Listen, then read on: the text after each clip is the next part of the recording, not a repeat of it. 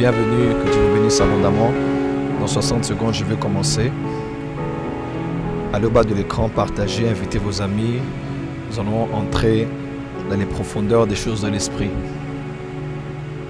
Les bras d'Abassota la machin.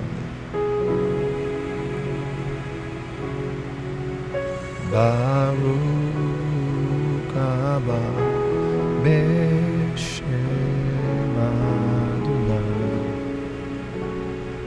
Blessed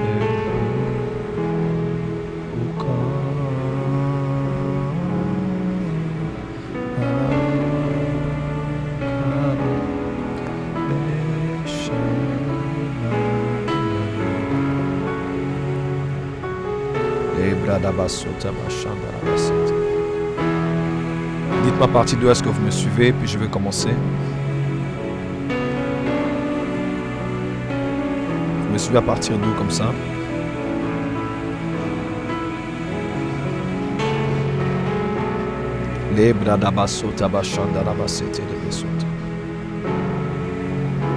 Merci Seigneur, merci Seigneur.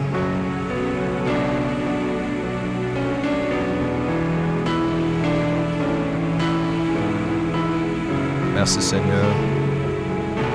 Gloire à Jésus-Christ, l'agneau de Dieu le Tout-Puissant.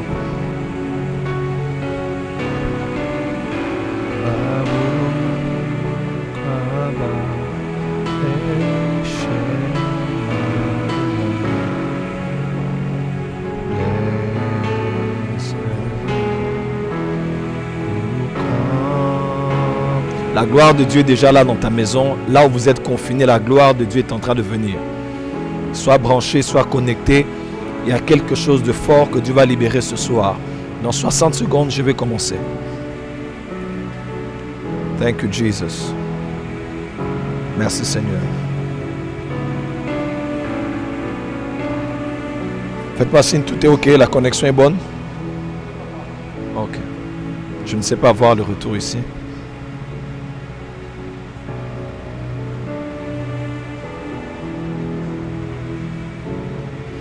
Depuis Port-Gentil, Dieu vous bénisse. À partir d'où est-ce que vous me suivez?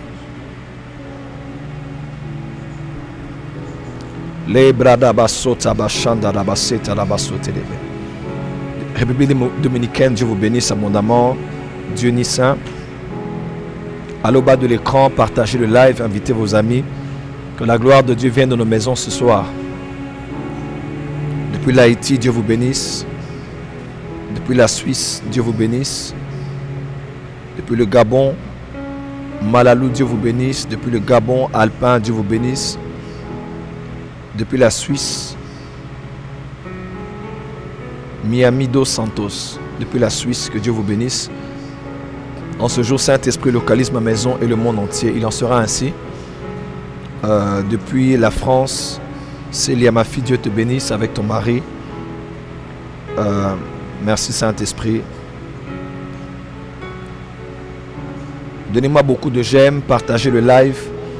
Dans quelques secondes, je vais commencer. À partir d'où est-ce que vous me suivez? Le son est bon, la connexion est bonne. Je vais commencer dans les secondes qui suivent. Gloire au Seigneur.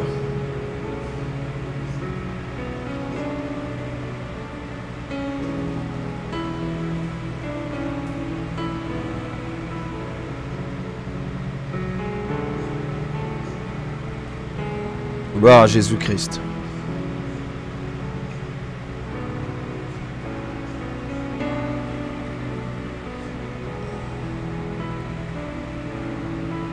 Alain Molabika, Dieu vous bénisse depuis Paris. Depuis le Maroc, merci de suivre. Guyane française, Jean-Pierre, merci d'être connecté. Je suis musulman, mais je sais que vous êtes quelqu'un de bien. Waouh! Madi Sissoko, je suis très touché. Je suis musulman, mais je sais que vous êtes quelqu'un de bien. Ça me va droit au cœur. Vous êtes une bonne personne aussi. Que Dieu vous bénisse et merci beaucoup. Ça me va droit au cœur, sincèrement. Akilas, depuis l'Afrique du Sud, Dieu vous bénisse. Depuis le Burundi, Merlin, Corée. Vraiment, je suis très touché par le message de notre frère musulman. Et je reçois beaucoup de messages comme ça des musulmans qui me disent, prophète, je ne suis pas chrétien, mais j'aime bien vous suivre et je suis très édifié. Ça me va droit au cœur. Merci beaucoup. Merci beaucoup d'être connecté. Le son est bon. Pasteur Regan, depuis la Guyane française, Dieu vous bénisse. Le son est bon. La connexion est bonne aussi. Depuis l'Italie, Clara Blessing, que Dieu vous bénisse. Le son est impec. Patricia, ma fille, Dieu te bénisse là où tu es. Avec ton mari, papa Christian et Sydney. Le son est propre. Merci. Merci pour ton dévouement, ta fille depuis le Gabon, restauration des familles. Waouh, Dieu vous bénisse. Prophète Philippe Mukoma, que je chéris, que Dieu te bénisse et toute la famille de la restauration des familles. Don Patrick, merci mon fils, je t'aime énormément. Tu es déjà au Canada, je suis très fier de toi. Depuis Paris, Boris, Christ, ne restez pas invisible, partagez, invitez vos amis et dites-moi à partir d'où est-ce que vous me suivez. Depuis la Zambie, Rachel Mwanza, merci beaucoup d'être connecté. Depuis Goma, Christian, depuis la Suisse, Coralie. On peut arriver à 500 et puis je commence. Depuis la Suisse, Dieu vous bénisse. Depuis Paris, depuis le Gabon, je t'écoute depuis le Gabon. Quelle onction puissante. Waouh, je peux la sentir, elle est très forte. Je sens qu'il y aura un avant et un après ce puissant message. Gloire, la gloire de Dieu est déjà là. Augmente encore le son, mon fils.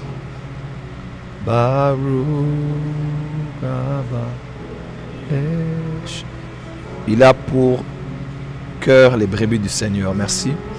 Depuis la Chine, Josué Josh, merci d'être connecté.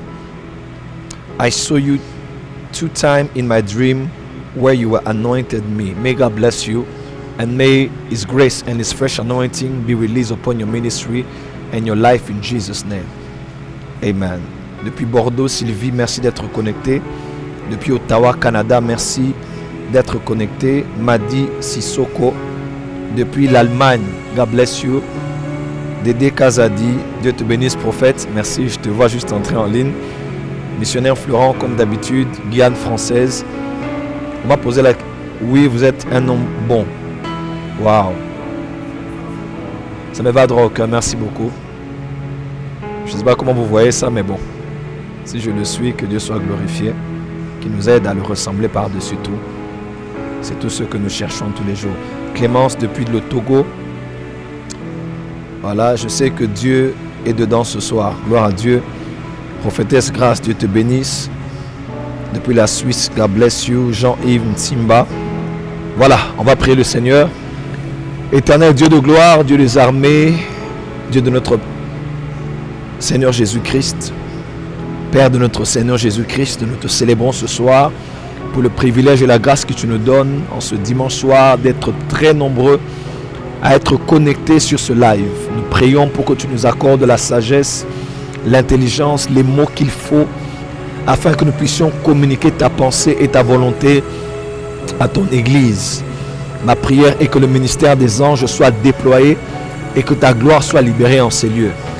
Père, accepte de nous accorder l'esprit de sagesse et d'intelligence afin que dans les ombres que nous avons, les obscurités que nous avons concernant ce sujet, nous puissions recevoir la lumière, nous puissions recevoir des lumières et opérer à une autre dimension avec toi. Nous te donnons à toi et toi seul toute la gloire et tout l'honneur, car toi seul mérites cela aujourd'hui, demain et pour toujours. Au nom puissant de Jésus-Christ, et nous avons ainsi prié. Amen. Voilà, je vous souhaite à vous tous la bienvenue. Je vous souhaite à vous tous la bienvenue une fois de plus à notre direct de ce soir. Nous sommes dans le temple de Dieu et nous sommes sous une très forte gloire de Dieu ce soir. Le matin, nous étions dans quelque chose d'un peu plus biblique et séculier lorsque nous avons parlé sur l'apport de la diaspora dans le développement d'un État. Je suis fondateur d'une structure qui s'appelle The Bridge, qui s'appelle le pont en français, qui travaille pour être le trait d'union entre l'Afrique et les nations du monde. C'est particulièrement pour la RDC, mais j'ai préféré élargir mon champ d'action et partout où je pars comme ça, dans chaque pays où je pars, celui du Gabon, j'étais avec l'ambassadeur, son excellence, notre ambassadeur au niveau du Gabon. J'ai partagé avec lui mon fardeau, notre ambassadeur au niveau du Sénégal, et dans d'autres pays que j'ai l'opportunité de visiter. Et je prends des nouvelles de la communauté congolaise. J'essaie de voir comment est-ce qu'ils vont, les besoins qu'ils ont, la démographie, les challenges que nous avons, à quel niveau se retrouvent les Congolais dans chaque pays. Au Gabon, par exemple, vous allez voir des Congolais d'ici qui ont été adoptés autrefois par Papa Bongo le père, par le feu Bongo, le père de l'actuel chef de l'État au Gabon. Plusieurs étaient adoptés par le président. Plusieurs Gabonais étaient adoptés par le président Mobutu et vice-versa. Et j'ai trouvé d'autres qui sont même à la présidence le jour où je m'étais rendu à la présidence. Donc, j'essaie de voir comment vont les Congolais. Et quand j'ai l'opportunité de rencontrer des Congolais dans les salons de coiffure, en route, dans les églises, je les donne de l'espoir, je les fortifie, je les demande de rentrer au pays et d'investir s'ils sont dans les moyens. Donc, je crois aussi que le ministère prophétique, si vous voyez bien, dans les petits prophètes, des prophètes comme Agé, comme Zacharie, comme Malachi, ont travaillé pour encourager ceux qui revenaient d'exil de pouvoir rebâtir leur nation. Et je crois que c'est aussi une partie de mon ministère prophétique. Et on aura la suite de ce message dimanche prochain. Mais sinon, ce soir, nous allons être dans un sujet beaucoup plus spirituel. Et je vais d'abord commencer avec une confession. À vrai dire, j'espère que cela ne va pas vous décourager, parce que quand même vous aurez vos réponses ce soir. Mais néanmoins, je me suis battu sérieusement depuis le matin, parce qu'à vrai dire, je vais être sincère, vraiment sincère. Pédagogiquement parlant, vous savez, lorsqu'un enfant naît, il grandit à un certain âge, l'enfant doit quitter la maternelle, aller en primaire, secondaire, selon notre système belge. Après, lorsqu'il il fait l'examen d'État, qu'on appelle bac, dans le système français, il commence l'université, d'autres ont préparatoire, d'autres non. Il passe la licence, 3 ans, après 3 ans graduat et 2 ans licence. Et c'est le même être humain qui apprend toutes ces matières, mais à différents niveaux et selon l'âge qu'il a. On ne peut pas demander à un enfant de la maternelle de manger de recevoir des cours d'un professeur de 2e licence. On ne peut pas demander à un jeune de 5e secondaire ou bien de CM2 ou CP1, CP2 de pouvoir recevoir une formation de ceux qui sont master. Parce que c'est la même mathématique, mais elle est progressive selon l'âge et selon les niveaux. C'est ainsi qu'il y a d'autres choses. Peut-être certains nous disent, prophète, tes messages des fois sont très difficiles. Vous vous rappellerez bien de notre frère, l'apôtre Pierre, qui donnait témoignage de l'apôtre Paul. Et notre frère Paul a des messages des fois qui sont très difficiles à certains de comprendre. Et ils interprètent cela très mal. Alors, l'un de mes plus grands combats que j'ai toujours eu dans cette génération, je serai vraiment humble dans le Seigneur pour le dire, c'est des fois, ce n'est pas évident pour moi de diluer un message et pédagogiquement de le donner comme je l'ai reçu.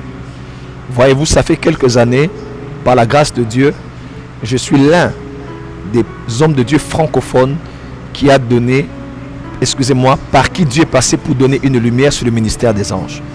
Les gens lisaient des livres, les anges en mission, ces anges qui nous servent de Gwyn Show et tant d'autres livres, mais très peu ont eu la connaissance et surtout l'expérience du ministère des anges, comme en cette période-là, 2011-2012, quand j'ai commencé à prêcher opérer sur le ministère des anges 1-2, et ce sont les vidéos les plus suivies sur YouTube dans toute la francophonie. C'était bien, les gens étaient baptisés de l'esprit. Jusqu'aujourd'hui, si vous suivez ça, 1 et 2, c'est explosif. La présence de Dieu sur ces vidéos est incroyable. Des gens ont vu des anges, ont vu Jésus, d'autres sont allés en extase. Et des gens de témoignages, si je laisse les gens témoigner, nous serons choqués des témoignages que nous aurons. Mais après ça, ça nous a mené beaucoup de persécutions.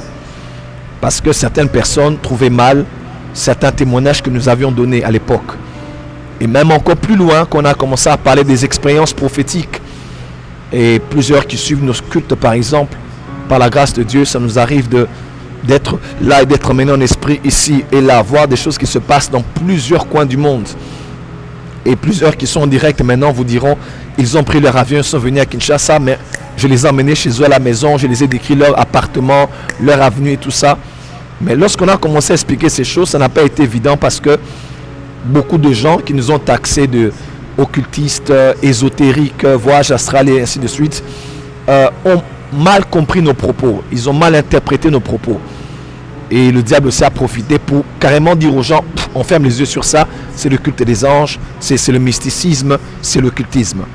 Et pourtant, 1 moins 2, à un certain niveau, c'est totalement impossible. On dit opération impossible. Mais à un autre niveau, on vous dit 1 moins 2, c'est possible, mais c'est moins 1. En d'autres termes, des fois nous critiquons des choses parce que nous n'avons juste pas l'âge de manger ce genre de nourriture. Nous critiquons des choses parce que le même Dieu qui est avec nous ne peut pas nous dire ces choses de peur de bouleverser notre foi. C'est ainsi que Jésus disait, j'ai encore beaucoup de choses à vous dire, mais j'ai dit beaucoup de choses. J'ai expliqué des paraboles du royaume en aparté avec vous. Les autres n'avaient droit qu'aux paraboles, mais vous, je vous ai dit des choses en profondeur. Mais il y a des choses que je ne peux pas vous dire maintenant. Vous ne pouvez pas les porter. Mais quand l'Esprit va venir, ça sera plus facile pour vous de comprendre. Vous voyez? Donc, nous grandissons même dans la révélation. C'est même pour cela qu'on parle de dispensation. Dispensation, qui veut dire économie en français. En grec, c'est juste un certain temps durant lequel un certain régime prévaut. Et c'est au fait une progressive révélation de Dieu par la progressive révélation de ses manières de gérer les affaires du monde. C'est ça en fait une dispensation. Une dispensation, c'est un certain temps durant lequel un certain régime prévaut. C'est une révélation progressive de Dieu sur sa personne et sur ses modes d'opération avec les affaires des hommes. Et autrefois, c'était un scandale d'avoir un piano, d'être sur Internet, de ne pas être en costume lors d'un live. Mais aujourd'hui, c'est normal parce que nos yeux se sont habitués à certaines choses. Autrefois, c'était un choc que quelqu'un utilisait un téléphone pour faire un snap au culte. Mais aujourd'hui, il y a des pasteurs que nous connaissons de la francophonie qui font des photos avec des... Ouais, donc, il y a des choses avec lesquelles on s'habitue et on grandit avec. Alors, mon plus grand défi, c'est de pouvoir donner une nourriture solide à un auditoire qui est très diversifié, d'autres personnes qui sont adultes et d'autres qui ne le sont pas. Je pense que vous me comprenez. J'étais tellement excité de partager des choses bibliquement vérifiées, mais je me suis dit, ça risque d'être difficile parce que je suis quelqu'un de très expressif et si je commence à parler, je ne voudrais pas que l'église soit dans le noir, alors je risque de faire un mauvais pédagogue en me donnant une nourriture extrêmement solide à certains qui viennent à peine de naître de nouveau.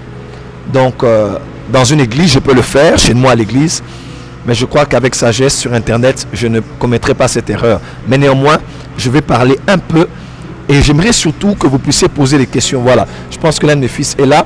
On va recevoir vos questions sur le ministère des anges, tout ce que vous n'avez jamais compris sur les anges.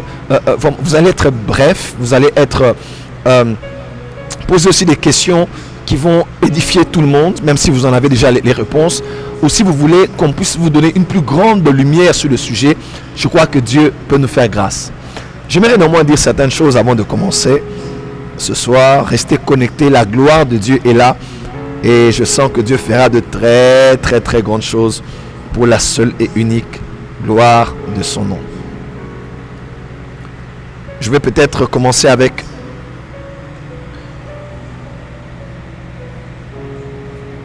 voilà.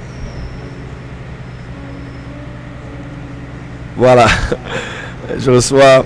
Oui, donc, croyez-moi, je vais vraiment parler. Mais je vais parler en donnant des réponses à vos questions. Voilà, je crois que je vais procéder comme ça. Alors, sois connecté jusqu'à la fin. Nous allons dire des choses terribles. Mais je ne vais pas les donner en termes d'enseignement. De peur de pouvoir faire un mauvais pédagogue et ne pas aider tout le monde. J'espère que vous me comprenez. Voilà, donc parce que autrefois j'ai dit des choses qui m'ont créé beaucoup de problèmes. Beaucoup de gens m'aiment bien, mais à la limite ils se sont dit ces genres de choses là, je préfère le garder de loin. Donc j'aurais bien pu me taire et attendre un certain moment de pouvoir en parler. Ouais. Donc par exemple, on a eu il n'y a pas longtemps un grand débat sur Jésus et Christ. Il y a un pasteur qui m'a appelé quand j'ai commencé à l'expliquer depuis le point A jusqu'au point Z. Le point A jusqu'au point Z. Il m'a dit, oh, c'était juste ça. J'ai dit, c'était juste ça. Il m'a dit, mais si tu allais à la lettre Y, j'allais rien comprendre. Il fallait que je commence avec lui, basiquement parlant. Que Jésus est le Christ et que Christ c'est Jésus. Mais quand on parle de Christ, on ne parle pas toujours de Jésus. Parce qu'il y a des expressions comme que Christ soit formé en vous. Il y a des expressions comme revêtir Christ. Des expressions comme celui qui est en Christ. Des expressions comme Christ en nous l'espérance. Des expressions comme atteindre la stature parfaite de Christ. Et je l'ai expliqué au fait que ça ne dit pas la même chose. Et vous voyez, là c'est pas CP1, c'est pas CM2. Là on est à l'université. Et c'est une question d'âge aussi spirituel. Alors qu'on est devant un auditoire si diversifié, on ne peut pas jeter tout le monde dans les eaux profondes. Même dans Ézéchiel 47, on voyait l'ange mesurer et faire passer, mesurer et faire passer, mesurer et faire passer. Parce que des fois, Dieu doit mesurer notre niveau d'appréhension, de compréhension avant de nous emmener plus loin. Donc voilà comment on va procéder. Je vais d'abord néanmoins dire 2 ou 3 choses. Et quand je vous donnerai le go, vous pourrez prendre les questions et on va commencer à vous répondre toutes les questions sur le ministère des anges. On vous a permis de poser toutes les questions et je donnerai des réponses à toutes les questions par la grâce de Dieu. Numéro 1, vous devez savoir, parler des anges ne veut pas dire adorer les anges. Ça, c'est important. Quand je parle des anges, ça ne veut pas dire que j'adore les anges. Non, j'adore Jésus-Christ, lui seul, qui est mon Seigneur et mon Sauveur. Le centre de ma foi n'est pas les anges. Le centre de ma foi, c'est la personne et l'œuvre totale et accomplie de Jésus-Christ. Parler des anges, ça ne veut pas dire faire le culte des anges. Ce n'est pas parce qu'un homme de Dieu donne un séminaire sur les anges qu'il est en train de faire un culte aux anges. Ça n'a rien à voir avec ça. Parler des anges ne veut pas dire nier l'action de Dieu. Si Dieu agit, pourquoi on doit seulement dire qu'un ange va agir? C'est comme faire ombrage à l'œuvre de Dieu. Non, même la Bible précise que Dieu a jugé Sodome et Gomorrhe, mais que ce sont 2 anges dans Genèse 19 qui sont allés. Psaume 103, bénissez l'Éternel, vous, ces anges. On parle de l'exécuteur de sa parole. Donc Dieu parle, mais n'exécute pas sa parole. Il a des exécuteurs de sa parole. Parler des anges ne veut pas dire être mystique. Voilà, il y a des gens en cette saison qui mélangent un peu tout. Quand ils voient un homme de Dieu parler de termes comme initiation, il se dit, ça c'est la magie. Et pourtant, on parle de l'initiation à l'informatique, l'initiation à l'anglais, l'initiation à la polytechnique. On utilise initiation pour tout, mais quand on dit initiation à la divinité, tout le monde se pose la question en disant, est-ce que ce n'est pas par hasard un début d'initiation à la franc-maçonnerie? Des fois, nous sommes parano en tant que chrétiens et nous avons l'habitude de tout mélanger. Quand on parle par exemple de prêtrise, certains pensent qu'on parle maintenant de la rose-croix. Pas du tout. La Bible parle des prêtres, des sacrificateurs, du sacerdoce. Voyez-vous? Quand on parle de voyance, je me frappe la poitrine. Je suis le seul homme de Dieu francophone qui a imposé le mot voyance dans toute la francophonie. Parce que certains n'avaient peur d'utiliser voyance. J'ai usé de ma visibilité, j'ai imposé ça, aujourd'hui ça passe. Mais avant, un homme de Dieu s'est dit voyance, mais c'était choquant. Mais j'explique aux gens, dans Émergence des voyances, ça fait 2-3 ans, l'activité d'un voyant, c'est la voyance. Et la voyance n'a rien à voir avec ce que font les voyants sur Internet ou les occultistes, non. L'activité d'un voyant, c'est la voyance. L'activité d'un prophète, c'est le prophétique. Et tout voyant est un prophète, mais tout prophète n'est pas voyant. Non. Un voyant, c'est un prophète, mais c'est un prophète voyant. Mais tout prophète n'est pas voyant parce qu'il y a des prophètes qui ne connaissent pas la voyance. Dieu les a appelés, ils écoutent la voix de Dieu, ils prêchent la parole prophétique, mais ils n'ont pas la grâce et la capacité de voir en esprit. Ils n'ont pas cette grâce. Vous voyez? Donc, j'ai imposé le mot voyance. Et aujourd'hui, tout le monde peut utiliser le mot voyance parce que je me suis dit non, il faut qu'on fasse comprendre aux gens que celui, 1 Samuel chapitre 10, qu'on appelle prophète, s'appelait autrefois voyant. Il s'appelait voyant. Et la voyance n'a rien à voir avec ces choses. Le mot thaumaturge, certains nous ont attaqué. Non, c'est faiseur des miracles, magicien. On a imposé cela et les gens ont accepté. Ouais, le français, c'est le français, mais ça dépend de quel contexte vous utilisez un mot. Voyez-vous? Très important. Parler des anges ne veut pas dire n'avoir jamais parlé de Christ, parce que certains, vous pouvez tout prêcher la sanctification autant que vous voulez, mais le jour où vous allez parler de la prospérité, ils vont vous dire, vous ne prêchez que la prospérité, vous ne prêchez pas la sainteté. C'est très compliqué. Ouais, des fois, les gens ont l'habitude de tout mélanger. Vous pouvez prêcher l'eschatologie. Moi, j'ai prêché le temps de la fin, l'eschatologie ici. Qui me suivait? Mais maintenant, le jour où tu vas oser prêcher sur l'élévation, on va dire non, prêche-nous l'eschatologie. Non, les gens, des fois, mélangent tout. Si je parle des anges aujourd'hui, ça ne veut pas dire que je n'ai jamais parlé de Christ. Et pourtant, je parle de Christ tous les jours. Ouais. Nous parlons des anges parce que la Bible en parle. Nous parlons des anges car les chrétiens doivent grandir en connaissance. C'est important. Nous parlons des anges parce que les chrétiens doivent grandir en assurance. C'est important de connaître aussi vos alliés. Vous allez grandir en assurance et en certitude que Dieu, votre Dieu, vous garde et vous protège.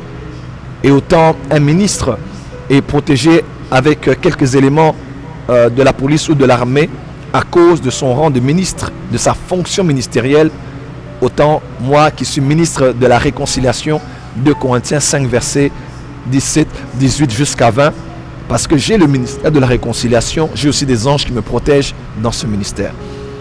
Parler des anges accroît votre assurance.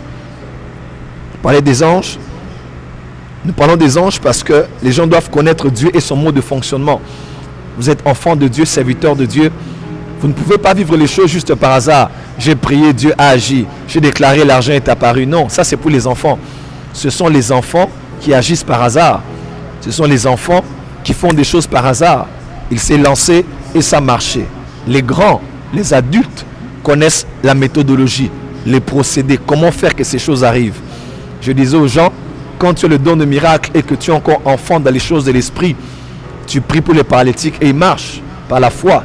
Mais quand tu grandis, tu peux savoir exactement qu'est-ce qui se passe pendant que les eaux se redressent, pendant que les eaux poussent. Dieu ne nous appelle pas à être des enfants, mais Dieu nous appelle à être des maîtres. Hébreux chapitre 5, chapitre 6, vous qui devriez déjà être les maîtres. Donc Dieu t'appelle à être maître, il faut être maître. Il y a une servante de Dieu qui est avec moi à l'église ici, la prophétesse Grace peut vous raconter. Il y a une personne qui a reçu une affiche de l'un de mes programmes. Cette personne est dans une loge occulte. C'est un puissant dans cette loge. Et quand il a vu le programme de l'invitation, il a posé la question, il a dit, ah, c'est le fils de Al-Foucault. Lui là, c'est un maître. Et je lui ai dit, oui, ces gens-là savent. Ils savent. Dans le monde spirituel, nous nous connaissons. Et ils savent voir quels sont les foyers de lumière qu'il y a dans le pays. Ils peuvent passer devant une avenue, ils voient que dans cette église, il n'y a rien. Ils peuvent passer, ils peuvent voir que dans tel quartier, les ténèbres sont trop fortes. Ils connaissent qui est qui. Et nous voulons déclarer que la saison est arrivée où nous allons manifester la divinité de notre génération. Parce que la création tout entière attend maintenant la manifestation des fils de Dieu. Pourquoi nous parlons des anges? Pour apprendre aux chrétiens à vivre de le surnaturel. C'est très important. Vous devez apprendre à vivre de le surnaturel. Vous devez apprendre à vivre de le surnaturel. Vous devez vivre. Donne au pasteur. Non, je vais lire moi-même. Il y a tellement beaucoup de questions déjà. Ça va abréger. Hein?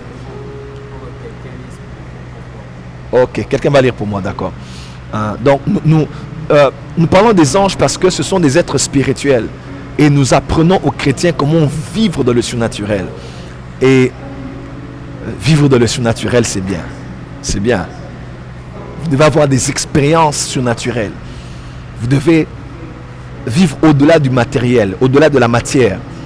Vous devez être surnaturel. Des fois, je peux être au bureau et j'ai besoin que le protocole vienne. Je l'appelle et il vient. Papa, vous m'avez appelé? J'ai dit oui, j'étais appelé. Mais pourtant, je n'ai même pas ouvert la bouche. Mais je l'ai appelé. Vous devez apprendre à développer vos sens spirituels, à développer votre homme spirituel, à développer votre dimension spirituelle.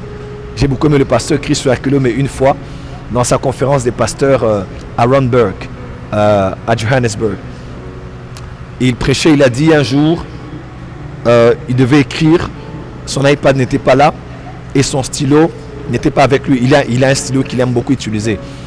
Et le stylo n'était pas là. Il a déclaré et le stylo est apparu. Il a commencé à écrire. Ça, par exemple, il ne dira pas ça en public. Mais il a parlé de ça au pasteur. Il dit, j'ai déclaré, le stylo est apparu. Et j'ai pris le stylo, j'ai commencé à écrire. Vous devez avoir des expériences surnaturelles. Tu dois être là capable de te dire, une fois je dormais, un ange est entré ici assis près de mon lit, on a commencé à parler. Tu dois être en mesure de dire que Jésus m'est apparu le 21 janvier. On a parlé sur les événements qui vont arriver sur la terre. Tu dois être en mesure de dormir.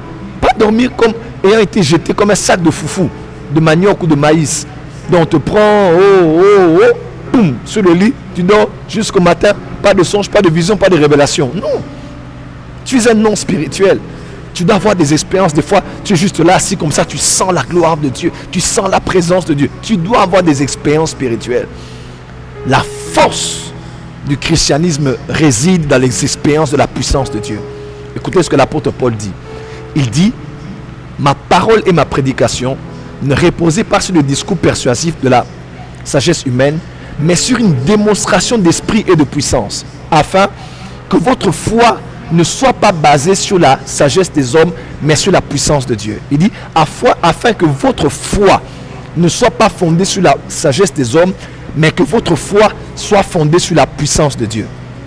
La foi naît de la parole de Dieu, mais elle n'est pas fondée sur la parole de Dieu.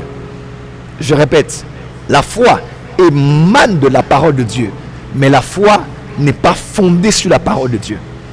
Je répète, la foi émane de la parole de Dieu, mais la foi ne peut pas trouver ses racines tant qu'elle n'est pas enracinée dans la puissance de Dieu.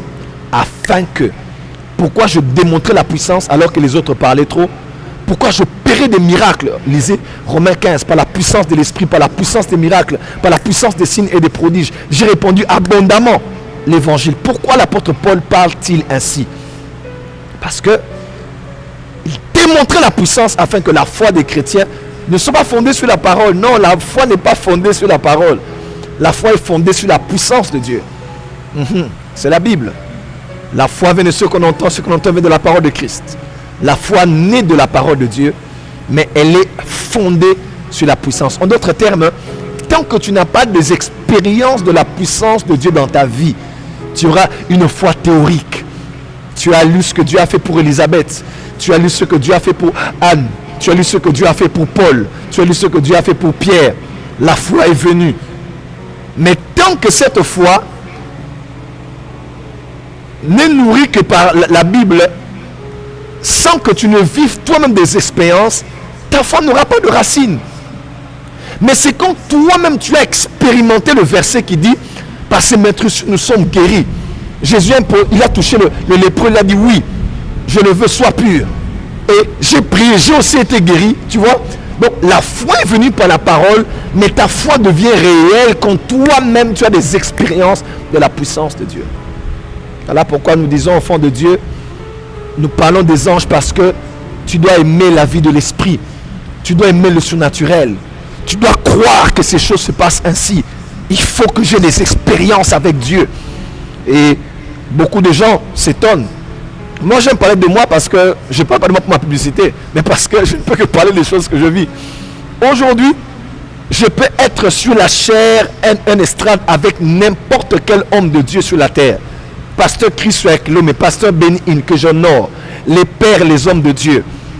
Si on me donne le micro et que je monte, frère, je ne serai ni complexé, je n'aurai ni peur. Vous me connaissez, je vais honorer les pères, je vais être à genoux devant eux.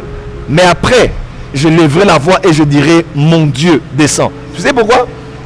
Parce que j'ai des expériences avec Dieu. Avant qu'aucun d'entre eux ne m'ait vu, avant qu'aucun d'eux ne me connaisse, Jésus m'est apparu alors que j'étais au Bénin. Frère, ces choses-là, tu ne peux pas m'enlever. Je peux me décourager dans la foi, je peux déprimer, je peux avoir des problèmes, mais j'ai les expériences personnelles. J'ai des années, je peux te dire, telle année, un ange est venu, j'étais au Burundi. C'était un archange. Je peux te dire que dans 2018, à la fin, en décembre, le 24, Jésus m'est apparu. au Rwanda, à Kigali, à l'hôtel Ubumwe. Tous ces éléments, c'est pour... Je veux juste te booster la foi. Tu sais, ce temps de confinement, c'est même un temps pour dire comme tel Osborne, Seigneur, apparais-moi, visite-moi. Tu dois avoir des... Pourquoi certains n'ont pas peur du coronavirus? Pourquoi certains n'ont pas peur des fléaux et de la peste? Parce qu'ils ont des histoires avec Dieu. Tu dois avoir une foi fondée sur des expériences. Voilà pourquoi, quand nous parlons de tels sujets, il y a le surnaturel qui se libère. Les brandabasote. Jesus. Pourquoi nous parlons des anges? C'est pour vous amener à vivre une vie qui a la conscience de la présence de Dieu. Quand tu veux pécher, tu sais que Dieu est là et il a mené ses anges à mes côtés.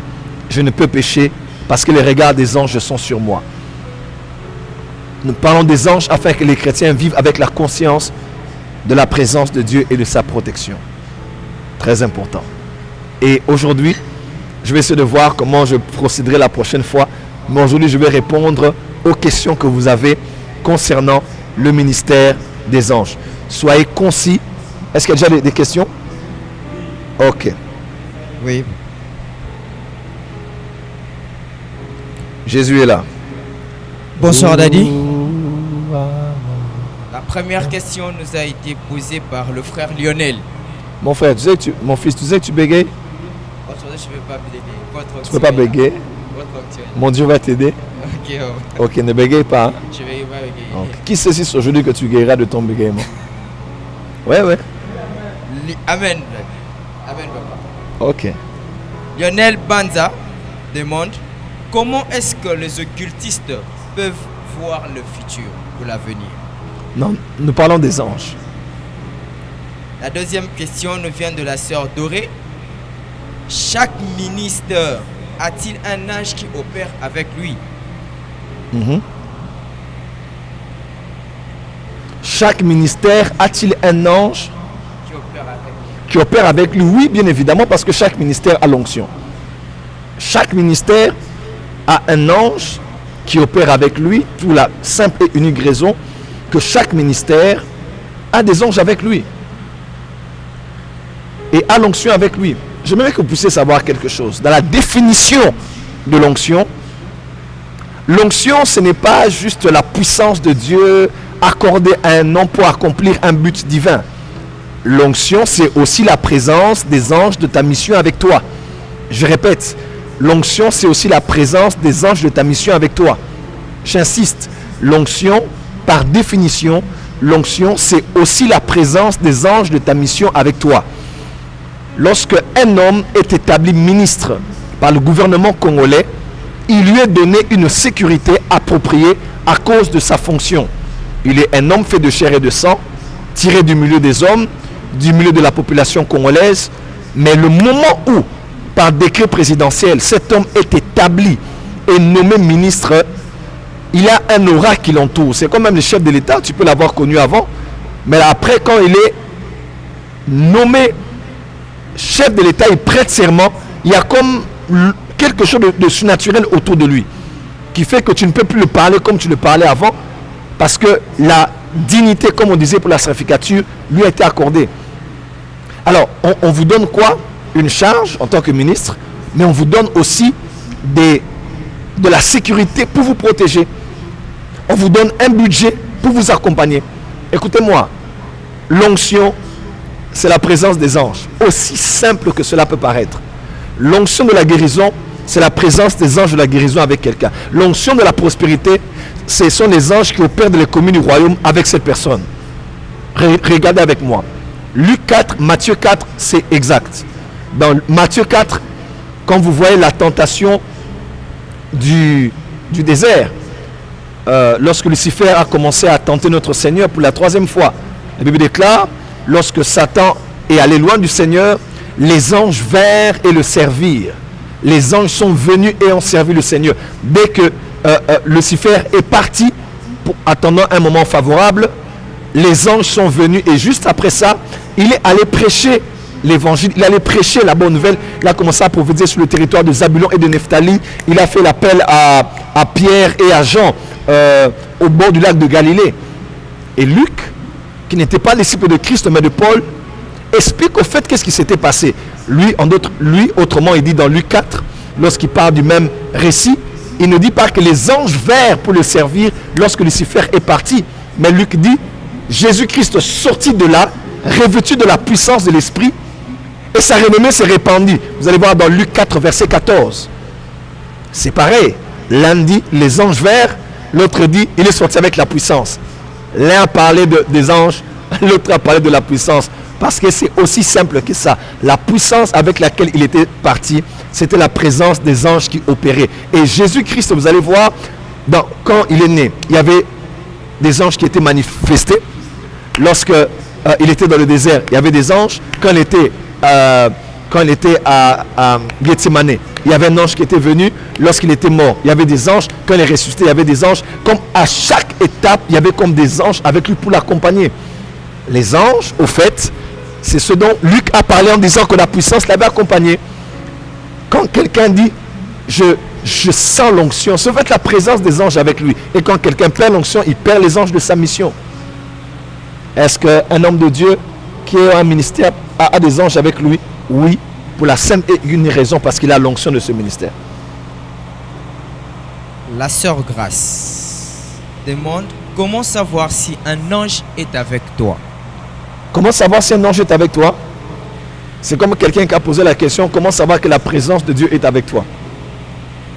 Lorsque j'ai commencé les nuits du Saint-Esprit, 2000 Ahmed 2009. Waouh. Avant la première nuit du Saint-Esprit, j'étais en Afrique du Sud. J'ai emmené le prophète Jimmy Mbaya, je l'ai emmené en Afrique du Sud. Je voulais, comme celui qui organisait mes réunions, je voulais qu'il voie comment le pasteur Chris Swacklum organisait ce qu'on appelle Healing School. Et on a la Randburg, on a vu comment les caméras étaient placées dans le culte. Sinach est monté, il a commencé à chanter. Pasteur Chris est entré, c'était explosif, des miracles. Il a parlé de la mission. Après, il a reçu des pasteurs du Sri Lanka, de partout. Il a prié pour des gens et on est rentré. À Kinshasa, j'ai organisé la première nuit du Saint-Esprit. C'était la nuit, Ahmed, durant laquelle la jambe du garçon a poussé. Non, là c'était la deuxième fois. Ok. Alors c'était tellement glorieux la nuit du Saint-Esprit, c'était explosif. Et avant d'aller prêcher, j'étais en retraite. Et j'avais jeûné 3 jours, je me rappelle. J'étais en prière. J'ai même pris une photo de Alexandre Haïdi Nabala que j'avais. J'ai mis dans ma Bible. J'ai prié comme pas possible. Alors, la nuit même, 21h, 22h, j'ai fait comme une crise de la présence de Dieu. Écoutez-moi très bien.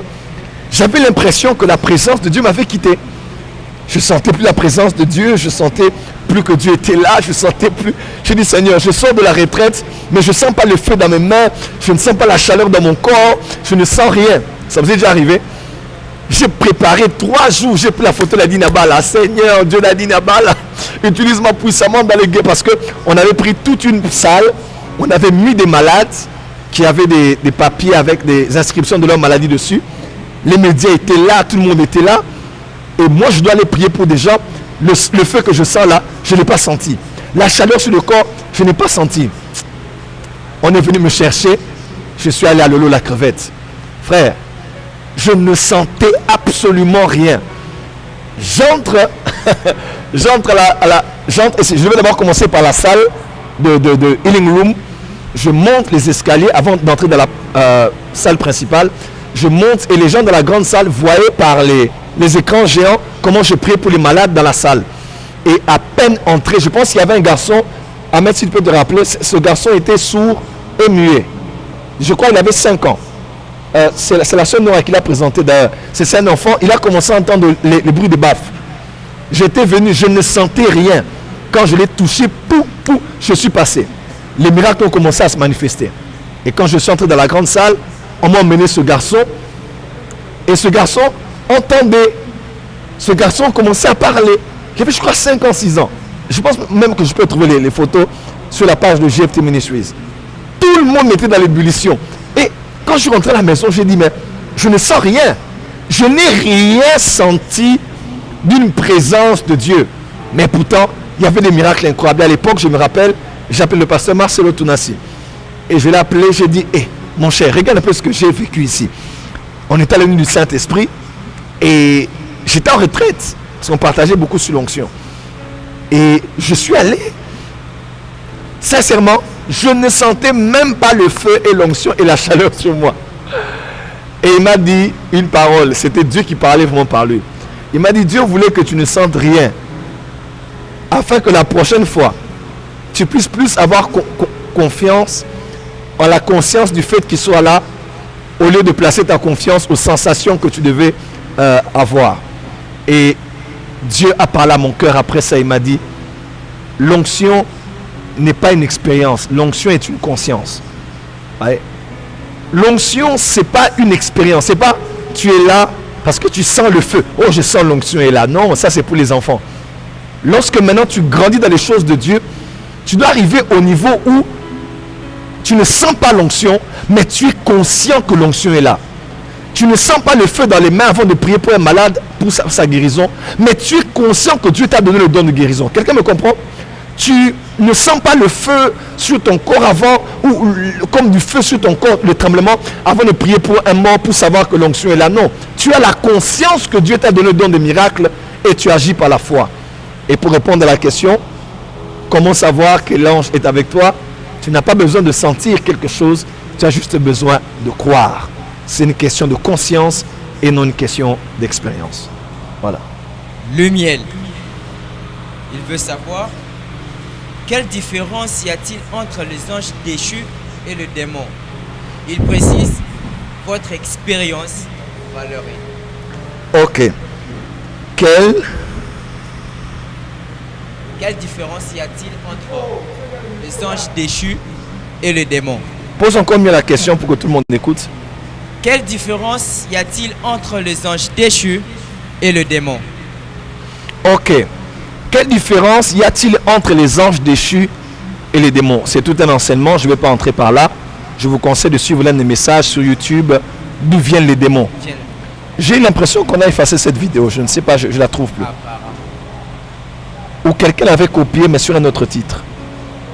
D'où viennent les démons?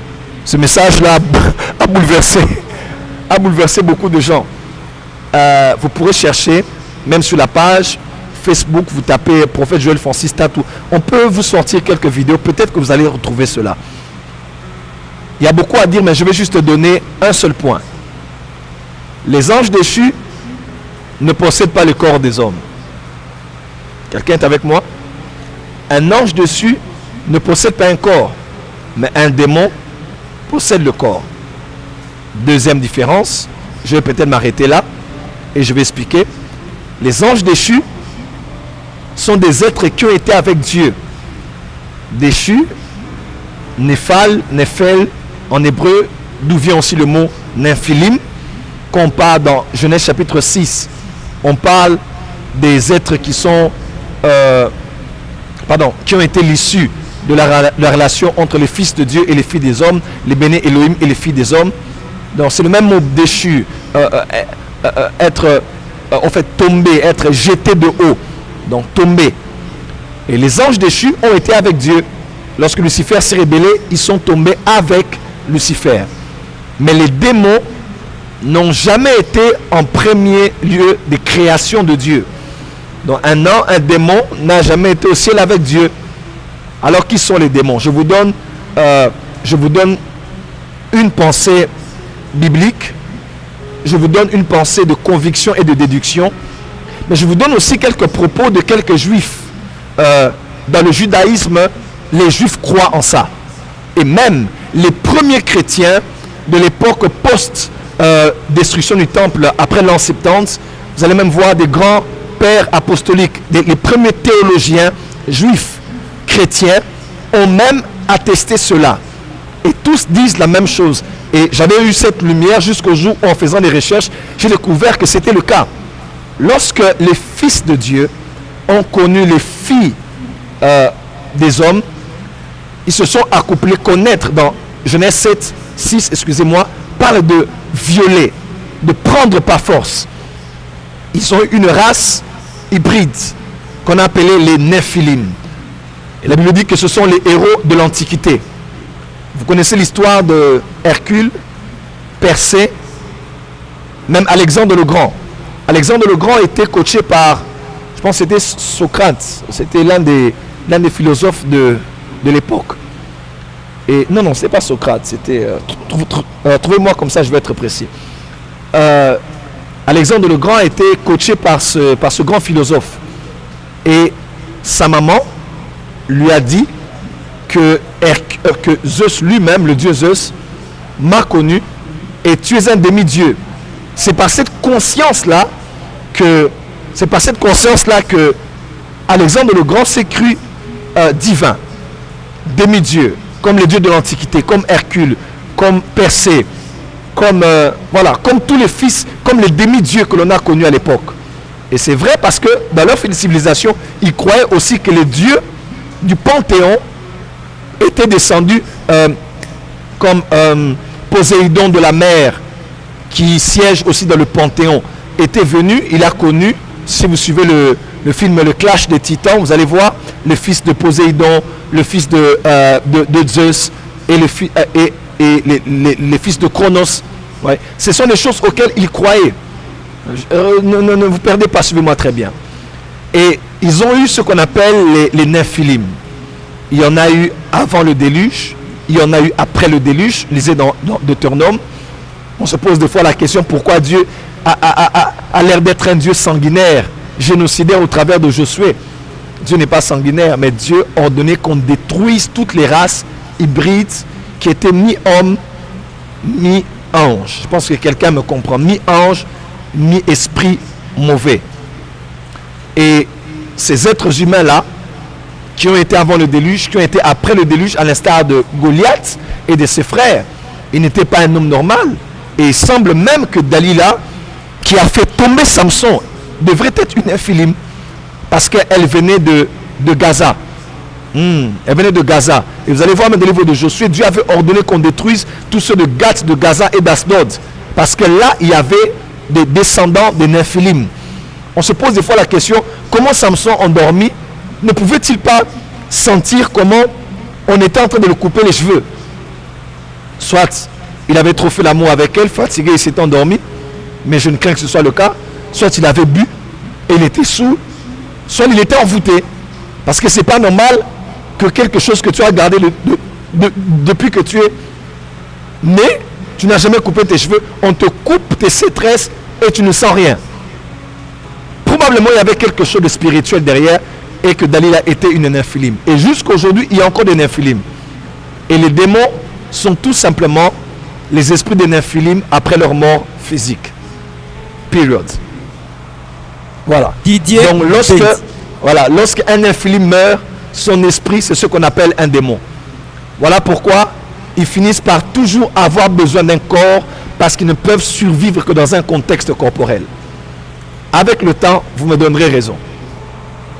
Didier Mbendi, c'est quoi le concept? Voilà pourquoi Jésus a dit, vous chasserez les démons. Ouais? Vous chasserez les démons.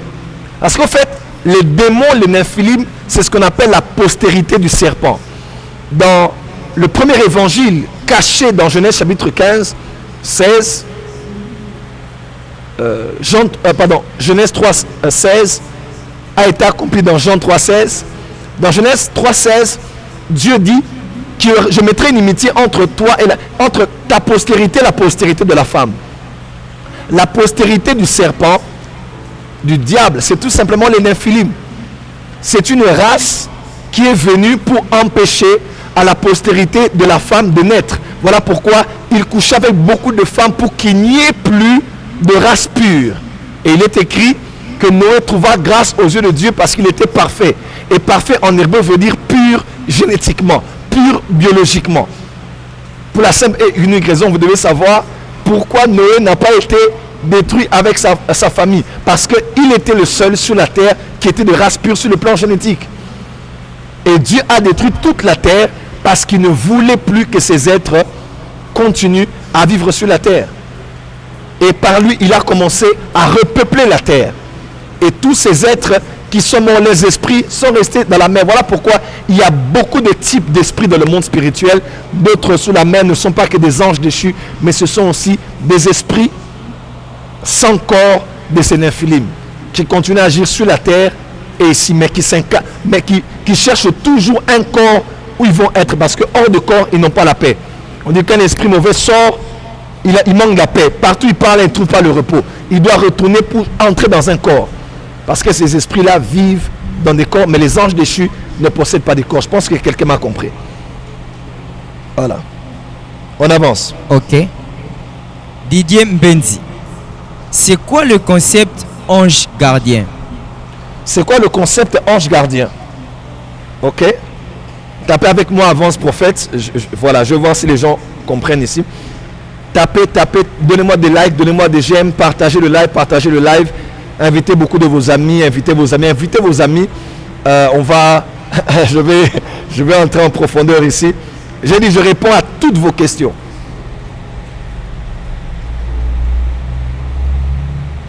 C'est quoi le concept ange gardien, c'est ça?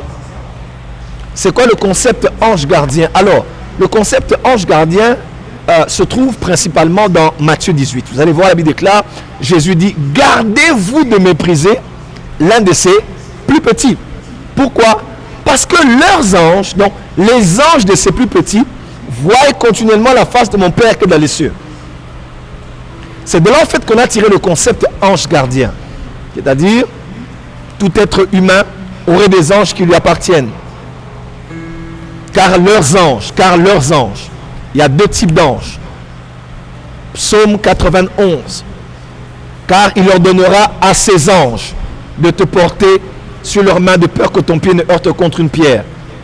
Tu marcheras sur la spique, tu fouleras le lanceau et le dragon, tout ça. Psaume 91. C'est la lettre opposée. Hein? Dans Psaume 91, on dit, il ordonnera à ses anges, les anges de Dieu. Mais dans le psaume, dans Matthieu 18, on dit, gardez-vous, parce que leurs anges, on ne dit pas les anges de Dieu, mais on dit leurs anges. En d'autres termes, quand on dit leurs anges, ça ne veut pas dire qu'ils ne sont pas les anges de Dieu. Ce sont aussi des anges de Dieu, mais des anges de Dieu assignés et attachés à chacun de ses plus petits. Et moi, je crois que chaque chrétien a plus d'un ange, a des anges qui le gardent depuis sa naissance. Et des anges qui rendront des comptes à Dieu. Je crois. On n'a pas beaucoup de bases bibliques à ce sujet. Mais selon Matthieu 18, quand on dit leurs anges, ça peut aussi vouloir dire des anges de Dieu, mais qui sont assignés à la vie de ses plus petits. Je crois qu'il y a des anges assignés principalement à ta vie. Ils ont été avec toi depuis ta naissance, quand ton esprit a pris un corps, s'est incarné sur la terre. Ils ont veillé à ta vie et ils travaillent pour ton salut. Si tu n'es pas chrétien, ils veillent sur toi. Ils donnent continuellement des rapports à Dieu dans les cieux te concernant et ils sont avec toi. Je le crois. Je dis bien, je le crois. Merci, papa. Elisha, as-tu besoin de certains autres moyens, à part la prière et la parole de Dieu, pour pouvoir opérer avec les anges? Avons-nous besoin d'un autre moyen, à part la prière et la parole de Dieu, pour pouvoir opérer avec les anges? Ok? Donc, à part la parole et la prière, y a-t-il d'autres voies qu'on peut utiliser pour opérer avec le ministère des anges? Ok. Augmente un peu le son là, augmente le son. Augmente encore le son. J'ai envie de dire quelque chose de dangereux ici. Est-ce que le piano ne dérange pas? Ça ne dérange pas? Le piano vous dérange? Joue. Ok.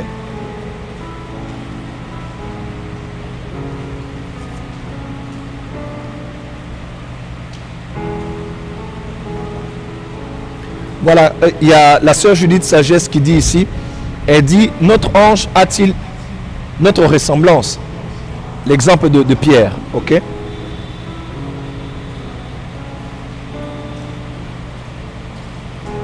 Quel a été votre cheminement dans le ministère des anges? Quelles sont les expériences que vous avez expérimentées initialement? Dad, y a-t-il une différence entre archanges et les anges? Si oui, les archanges sont-ils supérieurs? Et s'ils le sont, est-ce que Christ lui-même était un archange selon 1 Thessaloniciens 4,16? L'enlèvement au son d'un archange. Ensuite, selon Matthieu 16. Ok. On dit qu'il y a des coupures, excusez-nous, c'est à cause de la pluie.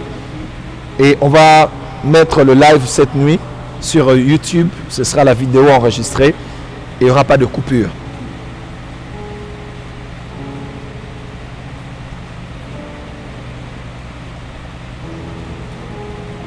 Mettez des cœurs, mettez des cœurs, mettez des cœurs. Certainement des gens sont en train de signaler.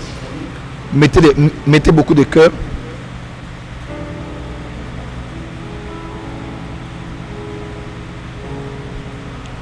Baru. Monte une gamme. Les brada basota ba chambrade. Les pradia basota ba yande ba kasobrali kete. Aba. Eshem Adonai, blessed He who comes, Baruch Abba Eshem Adonai, les bras d'abassé. Donne-moi beaucoup de cœur, donne-moi beaucoup de cœur. Name of the Lord.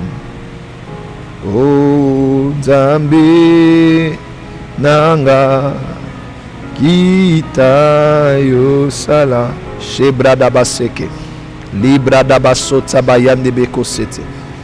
Donnez-moi beaucoup de cœur, beaucoup de cœur.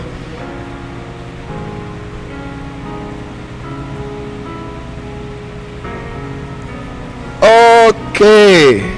Donnez-moi avance prophète et je vais répondre à la question. La question c'était quoi?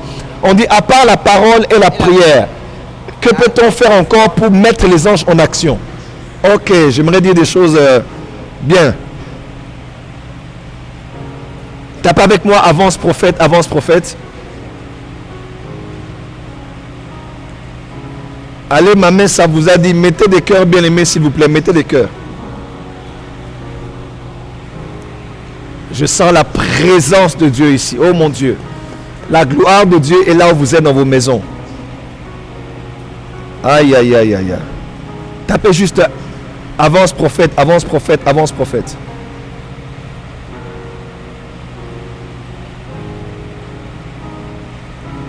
Josué a dit, aïe, aïe, aïe, le territorial commandant en train d'éclairer l'église sur le ministère des anges. Papa, vous êtes une inspiration pour moi dans tous les domaines. Un beau jour, je verrai face à face pour honorer cette grâce. I love you, guy. God bless you. Tapez juste avance prophète et je vais avancer. Est-ce qu'il y a aussi des anges qui rapportent les informations de la voyance? J'aime ça. Aïe, aïe, aïe, aïe, aïe, aïe.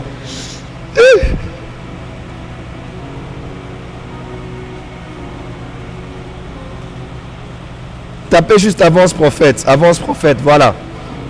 Dans 30 secondes, je vais répondre. Voyez-vous les anges de manière physique? Oui, quelquefois, mais pas toujours. C'est des expériences très rares.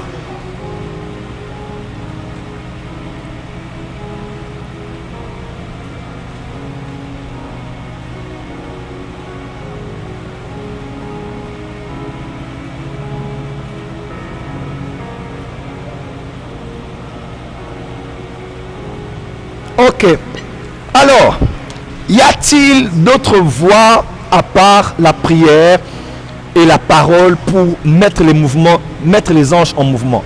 1 Corinthiens chapitre 13 verset 1 dit ceci: lorsqu'on parle de l'amour, lorsque je parlerai la langue des hommes ou la langue des anges, mais si je n'ai pas l'amour, je ne suis rien. Lorsque je parlerai la langue des hommes ou la langue des anges, la langue des hommes, c'est la langue que les hommes utilisent et peuvent communiquer avec. La langue des anges, c'est la langue que les anges utilisent et peuvent communiquer avec. Et un homme a la capacité de parler la langue des hommes pour communiquer avec les hommes. Et un homme a aussi la capacité de parler la langue des anges pour communiquer avec les anges. J'aimerais vous dire, en langue intelligible, il n'est pas biblique de dire ange fait ceci, ange fait cela. Non. Jésus lui-même nous a montré l'exemple. Il a dit à Pierre, il dit, ne crois-tu pas que je puisse invoquer mon Père afin que lui, il envoie 12 légions d'anges. En d'autres termes, on ne prie pas les anges, non. Mais on prie le Père, Père, que les anges soient en action.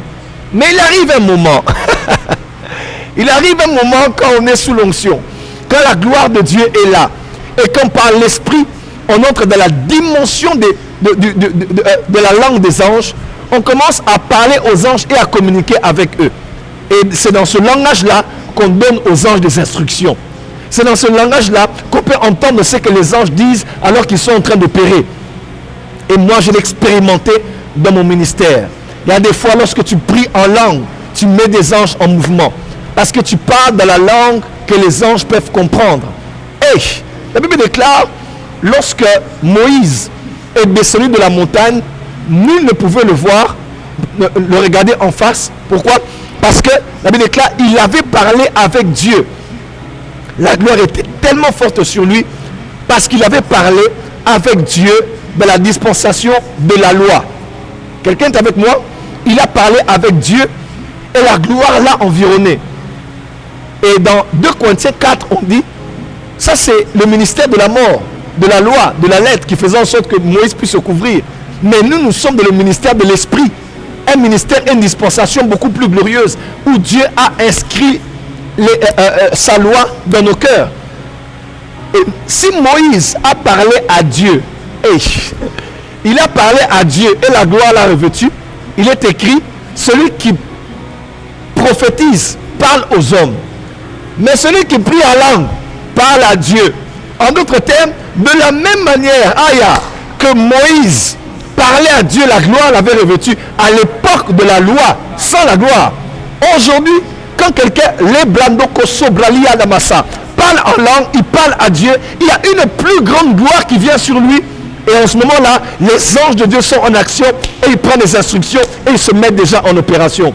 Voilà pourquoi la prière en langue, la prière en esprit et la dimension, quand on quitte des langues de prière, des langues d'action de grâce, on entre dans la langue des anges. Il y a des choses qui se font parce que les anges comprennent le langage et peuvent communiquer ou opérer selon les paroles qu'ils entendent. Voilà ma réponse. C'est très fort. Lionel demande, quel est le rôle des anges dans la vie d'un homme? Le rôle des anges dans la vie d'un homme. Ok, là on parlera maintenant de la mission des anges. Je vais en parler plus, je développe le sujet. Quelqu'un a dit ça coupe trop, pardonnez-nous, il y a beaucoup de pluie ici.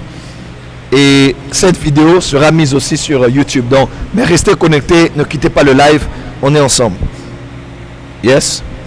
Olivier Tina, comment entrer dans la dimension où la présence des anges est tangible et réelle pour nous? Ok.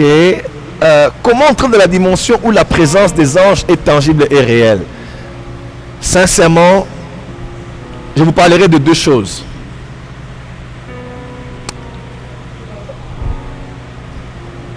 Que ce soit dans la Bible ou dans toutes les croyances attachées à la spiritualité, tous savent que pour mettre en mouvement des esprits, à moins que vous soyez dans la dimension des ténèbres, mais tous savent que la voie de la lumière, c'est la voie de la pureté. Tu peux consulter un bouddhiste et un hindouiste, aucun d'entre eux ne te dira tue quelqu'un. Aucun ne te dira masturbe-toi. Aucun ne te dira, il te dira même de ne même pas tuer les cafards, parce que tu dois être en paix avec l'univers. Ce sont des lois du monde spirituel, mais qui sont aussi retrouvées chez nous. N'oubliez pas que les 10 commandements, à l'époque même des Sumériens, à l'époque même des Babyloniens, il y avait des nations qui avaient déjà eu des commandements qui ressemblaient aux 10 commandements. Donc, il peut y avoir aussi des principes chez nous, mais qui sont aussi ou qui ont déjà été utilisés chez eux. Je pense que quelqu'un peut me comprendre, parce que certains risquent de croire que le prophète aussi utilise ces choses-là. Non. Ce sont ces gens-là qui prennent des choses chez nous. La voie de la lumière, c'est la voie de la pureté. La voie de Christ, la voie de Jésus, la voie du Seigneur, la voie de il nous a transférés du royaume des ténèbres à la lumière du Fils de son amour. Nous sommes de la lumière. Et la voie de la lumière, c'est la voie de la pureté. Tu ne peux pas avoir une présence de Dieu concentrée autour de toi lorsque tu ne connais pas la voie de la pureté. Tu ne peux pas avoir des anges à l'aise autour de toi, opérant et travaillant avec toi quand tu n'es pas dans la voie de la pureté. N'est-il pas écrit, l'ange de l'Éternel campe autour de ceux qui prient? Non, non, on n'a pas dit ça. L'ange de l'Éternel campe autour de ceux qui déclarent la parole. Non, non. L'ange de l'Éternel campe tout autour de ceux qui jeûnent. L'ange de l'Éternel campe tout autour de ceux qui craignent Dieu. En d'autres termes, il y a une dimension de la manifestation angélique qui ne se fera autour de vous que selon le niveau et le degré de votre pureté. Et je peux dire à ceux qui opèrent dans le prophétique, il y a des anges dans le prophétique qui amènent des informations qui sont extrêmement exigeants par rapport à la pureté et par rapport à votre dimension de sanctification. Si vous voulez opérer dans les régions basses du prophétique ou de la voyance, faites tout ce que vous voulez faire. Mais il arrive à un niveau où quand vous montez dans des dimensions spirituelles, où vous êtes un voyant capable de voir ce qui se passe sur Saturne, sur Neptune, capable de voir ce que la NASA ne peut voir, des nébuleuses, de ce qui se passe dans l'univers, capable de voir ce qui se passe dans un écorce, dans un arbre, capable de voir ce qui se passe et qui arrivera dans la suite des temps, comme Enoch en son temps, 7e après Adam. Frère, là c'est notre dimension. Ces genres d'anges qui amènent des informations de ce degré sont des anges qui sont très exigeants par rapport à la pureté. Et s'il y a une autre voie, c'est de quoi la question? Voilà, de manière tangible, la voie de la pureté, c'est la voie par excellence. Un homme qui vit dans la pureté maintient la présence de Dieu concentrée avec lui. Un homme qui vit dans la pureté maintient la présence angélique autour de lui. Un homme qui vit dans la pureté maintient la présence des archanges autour de lui. La voie de la pureté est la voie par excellence. John Tung veut savoir comment donner l'ordre à un ange. Je reformule sa question. Il veut savoir si c'est possible de donner les ordres à un ange.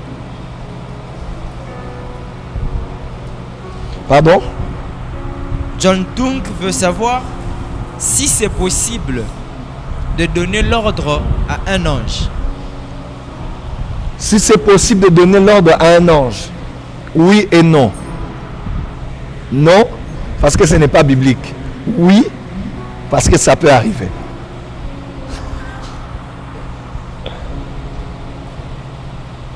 Non, parce que ce n'est pas biblique.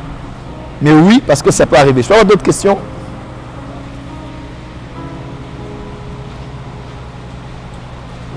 Le frère Osé demande qui sont les 24 vieillards et que font-ils?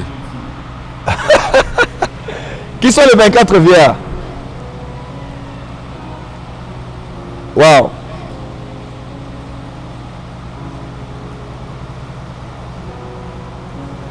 Qui sont les 24 vieillards. Qui sont les 24 vieillards? Et que font-ils?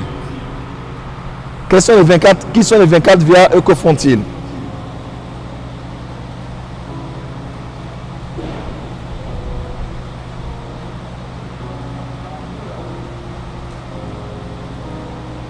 Excusez-nous, c'est une soirée très pluvieuse ici et il est normal que la connexion dérange. Mais on va même voir comment relancer ce live demain matin, c'est bon? On met sur YouTube et puis on relance comme ça. Un maximum de personnes peut être connectées à ce que nous disons. Ok, j'essaie de voir aussi les réactions ici. Chaque ange a un nom. Jean-Pierre Sipé, oui, chaque ange a un nom. Seulement, le problème est que c'est difficile et c'est risquant de commencer à trop parler du nom des anges. Quelqu'un me comprend? Je sais que dans la francophonie, on a un complexe. Quand c'est pour lire les anges en mission, tout le monde peut dire l'ange s'appelait Crioni. Mais si un Congolais voit un ange, il donne le nom d'un ange qu'il a vu, les gens vont dire ça c'est la cabale juive. Vous voyez un peu? Et ça c'est extrêmement mélangé. Donc vous pouvez croire en séquin blanc que vous n'avez jamais vu a écrit, mais votre propre frère dans la francophonie, un ange lui apparaît, il lui présente son nom et on a peur d'en parler parce que ça fait peur. Alors à la limite, on préfère ne pas trop parler du nom des anges, à part le nom des anges que nous connaissons dans la Bible, Michael, Gabriel. Mais dans d'autres livres comme Deutérocanonique, vous allez voir comme les Uriel, comme les Samaël et beaucoup d'autres anges comme ça. Donc je ne préfère pas entrer dans ce domaine-là parce que l'angéologie a plusieurs dimensions. Il y a l'angéologie biblique auquel nous croyons, l'angéologie ésotérique, l'angéologie kabbalistique, et c'est là qu'ils sont dans des nomenclatures de beaucoup d'anges. Nous ne sommes pas du tout dans ces choses-là, alors nous préférons rester dans ce que la Bible nous donne. Mais si un ange t'apparaît, il te donne son nom, gloire à Dieu. Mais je ne prendrai plus la peine ou le risque de venir dire qu'un ange m'est apparu et il s'appelle un tel, à cause du fait de ne pas pousser certains extra zélés à des débordements comme toujours. Voilà. Ok, je vais répondre à la question sur les 24 vierges. Je cherche d'autres questions des gens en ligne, hein, comme ça, savoir que je suis en contact avec eux. L'ange Raphaël existe-t-il? Oui, je crois qu'il existe. Oui, je crois. Je crois. C'est dans le livre de Deutérocanonique. On parle de Raphaël. Ce n'est pas dans notre canon de 66 livres, mais je crois, moi personnellement, je crois que Raphaël existe. Voilà.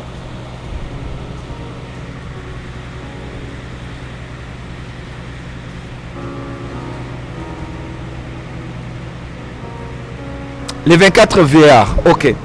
Si je donne mon avis, je parlerai comme Paul pour dire moi je vous dis. Ouais, dans 1 Corinthiens 7, 1 Corinthiens 9, il y a des lieux où il dit moi je vous dis. Donc je crois avoir l'Esprit de Dieu, je vous donne mon avis. Mais je préfère pas aller dans ce domaine-là pour les 24 VR. Mais seulement, il y a plusieurs thèses, il y a plusieurs théories. Quand est-ce qu'on voit les 24 VR dans la Bible? Est-ce que vous pouvez m'aider? C'est à partir de quand qu'on voit les 24 VR dans la Bible? Est-ce qu'on en parle dans l'Ancien Testament? Non. Est-ce qu'on en parle dans les évangiles? On en parle d'Apocalypse? Ok. Alors, les tendances qui vont vraiment vers, pour moi, la vérité, c'est que les 24, pour moi, et selon certaines tendances, c'est que les 24 VR sont parmi les vainqueurs, ok? Ceux qui sont venus après l'enlèvement et qui ont eu une place privilégiée. Certains disent, il y a les 12 apôtres et il y a les 12 patriarches, dans les fils de Jacob. Mais la plupart de ceux qui ont étudié le sujet tendent vers le fait de dire que les 24 VR sont un mixage de ceux qui étaient dans l'ancienne alliance et la nouvelle alliance, que l'on a pris à cause de certaines choses qu'ils ont eu à faire et qui se trouvent autour du trône de Dieu, parce qu'il n'y a aucune mention des 24 VR de l'ancienne alliance. Et pourtant, les 4 êtres vivants, on a des références dans Ézéchiel 9, Ézéchiel 10, vous voyez les 4 êtres vivants. Vous les voyez aussi dans... On parle des animaux, n'est-ce pas? Vous les voyez aussi dans Apocalypse, chapitre 4, chapitre 5, vous les voyez là. Donc, puisqu'on ne les voit pas dans l'ancienne alliance, on se dit, il peut... Voilà. Ça penche plus sur le fait qu'ils soient ceux qui sont venus après l'enlèvement et qui ont une place privilégiée autour de Dieu. Ou même c'est juste une représentation. Ce n'est pas forcément 24, mais c'est une représentation de plusieurs qui sont autour du trône de Dieu qu'on a appelé des vieillards. Voilà.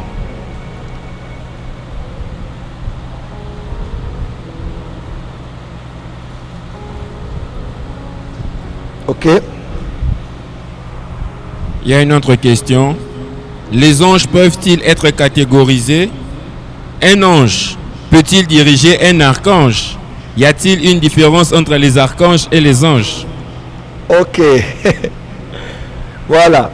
Je pense peut-être que ça va être ma dernière réponse. Hein. Mais les questions, on va aller en inbox. ou sur notre adresse email, où mon équipe se charge d'écrire. Je pense que ça va aider même pour le prochain livre que je vais écrire sur les anges, afin de donner des réponses pratiques à ce sujet. Mais j'aimerais par exemple dire ceci. Y a-t-il des catégories et tout ça? Vous devez savoir, enfant de Dieu, que la théologie est conventionnelle. C'est-à-dire, les musulmans ont une théologie, ont même une eschatologie, quand ils parlent du Mahdi, qui viendra, que certains chrétiens appellent l'antichrist islamique. Le catholicisme a aussi une théologie, une eschatologie. Le protestantisme a une théologie. Les assemblées de Dieu en ont aussi, parce que la théologie, à part le fait d'avoir la Bible, la théologie est aussi la résultante d'une convention. C'est-à-dire, il y a des choses auxquelles nous croyons, des choses auxquelles nous ne croyons pas. Par exemple, les protestants libéraux ne croient pas aux 5 ministères, ne croient pas aux manifestations de l'esprit qu'on appelle les dons spirituels. Et la théologie aussi protestante évangélique nous a parlé de l'angéologie. C'est-à-dire, on prend tous les anges, on les met dedans. On dit les 24 vieillards sont une catégorie d'anges, les 4 vivants une catégorie d'anges, les séraphins, les chérubins, et tous, bref, on les appelle les anges. C'est faux. Ah, prophète Joël, qu'est-ce que tu veux dire? C'était bien pour un certain âge. Mais à vrai dire, c'est faux. Tous les êtres qui sont dans les cieux, au service de Dieu, ne sont pas tous des anges. Je répète, tous les esprits que Dieu a créés, qui ne sont pas des humains, qui sont dans les cieux à son service, ne sont pas tous des anges. Le mot ange est un mot utilisé par défaut pour trouver les dénominateurs communs afin d'identifier tout esprit au service de Dieu. Mais à vrai dire, tous les esprits au service de Dieu ne sont pas des anges. Mais les anges sont des esprits au service de Dieu, envoyés pour exercer un ministère auprès. Vous voyez maintenant la nuance. Dieu a créé plusieurs êtres dans les cieux. Tous sont des esprits, mais tous ne sont pas des anges. Ange, angelos, n'est-ce pas? Messager. Tous les anges ne sont pas des messagers, par exemple. Vous voyez? Donc tous les êtres qu'on appelle anges, selon notre théologie, ne sont pas tous des anges, frères. Dieu a créé des anges, mais tous les êtres que Dieu a créés ne sont pas des anges. Je m'explique. Tu peux avoir la farine. Avec la farine, tu en fais des beignets. Mais ça ne veut pas dire que la farine ne produit que les beignets. Non. Mais la farine a aussi produit une grande diversité de pâtisseries. Vous voyez? Les galettes, les gâteaux, les beignets et beaucoup d'autres choses. Dieu a créé ce qu'on appelle l'armée des cieux. Et là, j'aurai le temps de bien expliquer la prochaine fois. On dit, et les créatures qui étaient dans les cieux, sur la terre et sous la terre. Les créatures qui étaient dans les cieux. Ce sont des créatures qui sont dans les cieux. Je répète, des créatures qui sont dans les cieux. Les archanges, les anges, on les appelle ainsi. Mais, par exemple, les chérubins ne sont pas des anges. Je mets tout le monde au défi ici, théologien. Prouvez-moi noir sur blanc que les séraphins et les chérubins ont été une seule fois appelés des anges. Je peux encore choquer. Prouvez-moi une seule fois dans la Bible qu'on nous dit que les anges ont des ailes. Ahmed, est-ce que les anges ont des ailes? Ben, Bob, qui est là? Willy, les anges ont des ailes. Les anges ont des ailes?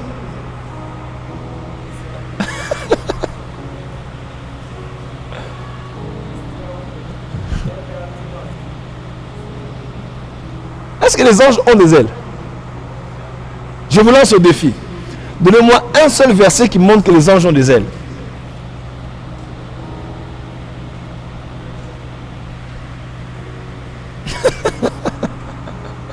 vous voyez, théologiquement parlant, par convention, on a dit que les anges ont des ailes, mais ils n'ont pas des ailes. Les séraphins, où est-ce qu'on a écrit dans la Bible que les séraphins sont des anges? Les chérubins? Oui, par exemple.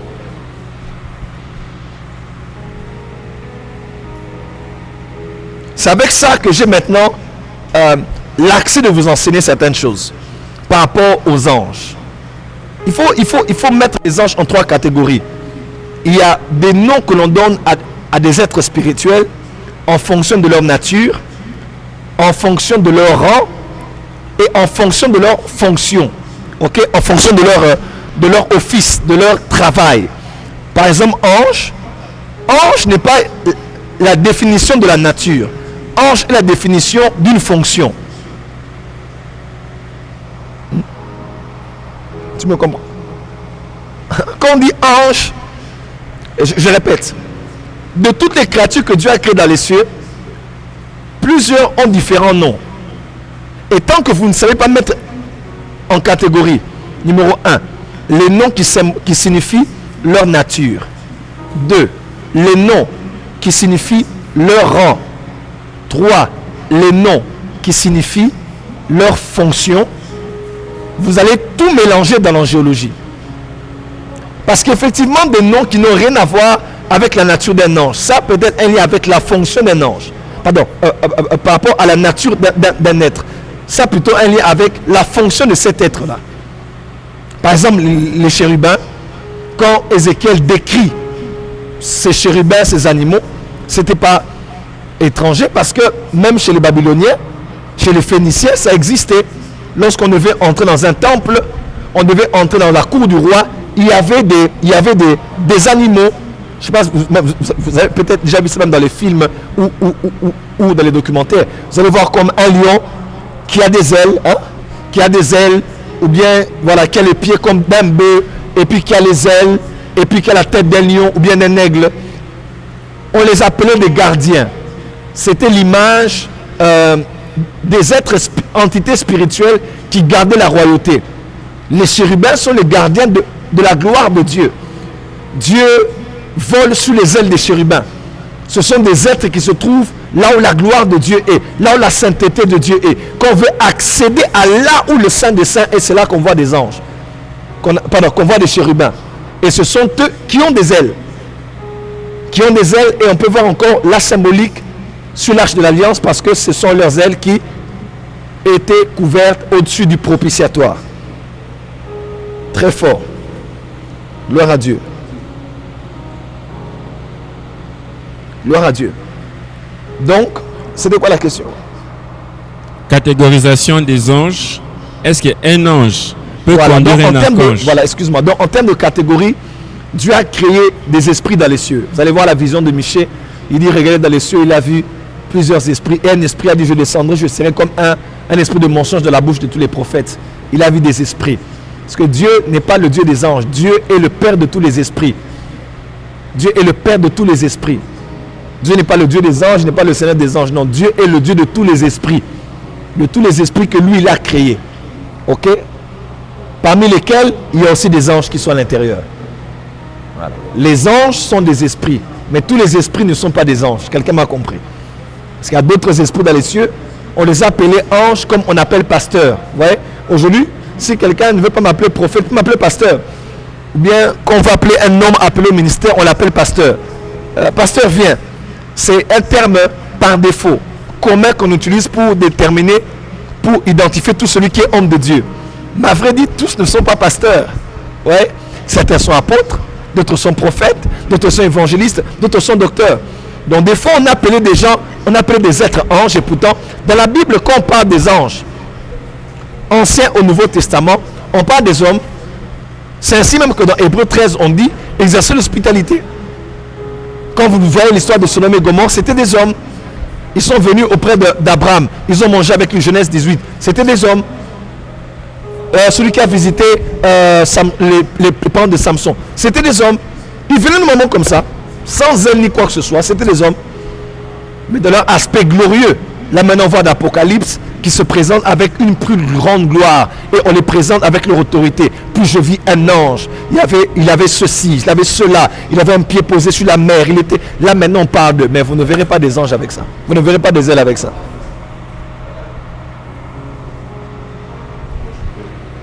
Voilà, on va.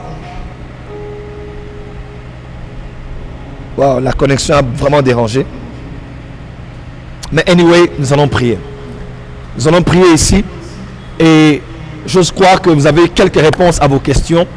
Et le moment le plus important arrive. J'aimerais prier pour vous, vos ministères, vos familles et ce que vous faites. Et je crois que la gloire de Dieu va se manifester parmi nous. Je vais prier ce soir pour tous ceux qui sont atteints du coronavirus. Vous avez un membre de famille qui est infecté.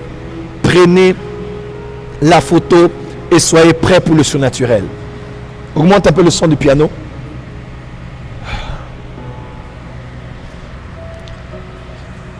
Je sens l'esprit de la prophétie sur moi.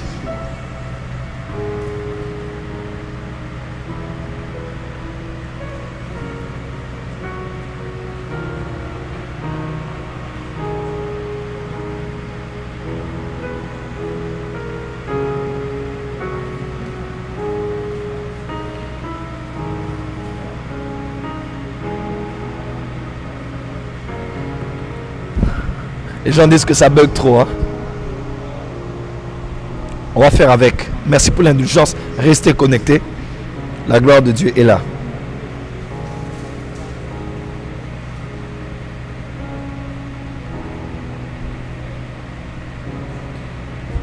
Les gens sont en train de crier ici. Oui, les anges n'ont pas d'aile. Les gens sont choqués. On avait dit les nouvelles lumières. Vous avez trop regardé Superbook ainsi que les films. Gabriel et les autres.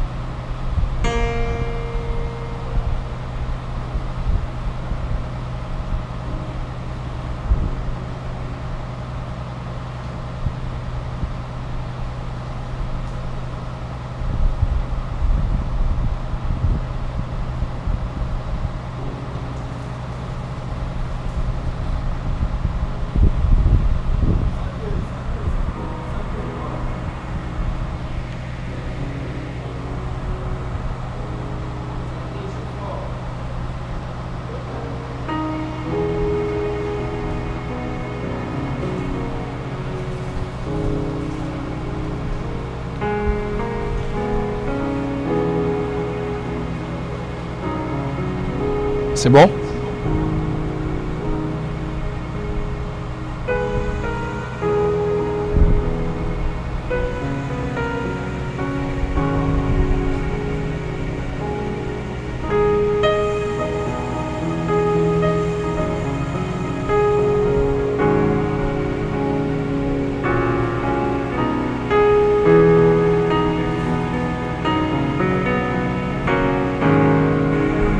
Coupé?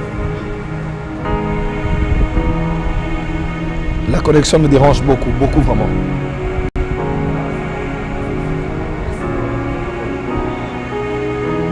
D'accord, on va quand même prier. Éternel Dieu de gloire, Dieu des armées, malgré la connexion dérangée à cause de la pluie, nous bénissons Dieu pour la pluie ce soir et nous prions Père. Alors que mes deux mains sont étendues sur ton peuple, je décrète et déclare la guérison sur cette pandémie. Je décrète et déclare la victoire. Je décrète et déclare la victoire. Je décrète et déclare la victoire. Reçois ta guérison. Recevez votre guérison. Je chasse l'ombre de la mort. Et je déclare que tu vas vivre. In the mighty name of Jesus. Que la gloire de Dieu vienne sur vos maisons, vos ministères et tout ce que vous faites et vous entreprenez. Soyez bénis et que la gloire de Dieu se repose sur vous ainsi que sur vos familles. In the mighty name of Jesus. In the mighty name of Jesus. Soyez couverts, vos maisons, vos quartiers et partout où les vôtres se retrouvent. Je décrète et déclare qu'ils sont protégés sous l'ombre du Tout-Puissant au nom puissant de Jésus-Christ. Père, laisse que le surnaturel soit libéré ce soir. Et que tous ceux qui suivent ce live expérimentent le ministère des anges. Et que des choses surnaturelles commencent à se passer dans leur vie alors que je prie maintenant même. Que les yeux s'ouvrent, que les oreilles s'ouvrent, que l'entendement soit libéré.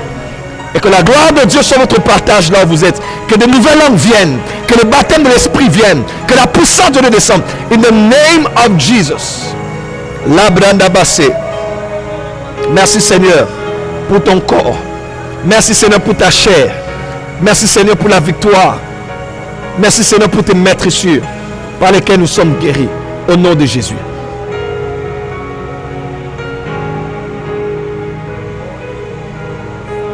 Merci Seigneur pour le sang de l'aspersion.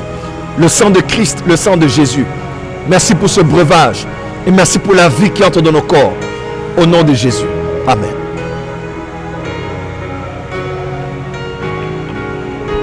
Tous ceux qui ont prévu aussi de faire la Sainte Seine, commencez avec le pain et allez-y avec la coupe.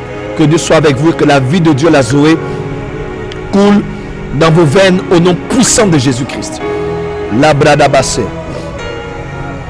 La brada basso tadabaye. Libra niba sobra le kabayase. Le prali amando sopra laka. Pali sopra le kati amazopla le. Zopayi kala mazopla là-bas. Yes.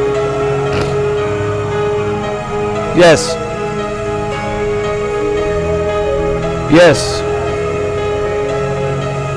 Landa ba sobra le katoba. Jikato badabe la sobra le kato mazute. Jikuta li amadeko sopra la mande la basote. Yes. Merci Seigneur. Merci Seigneur pour la victoire.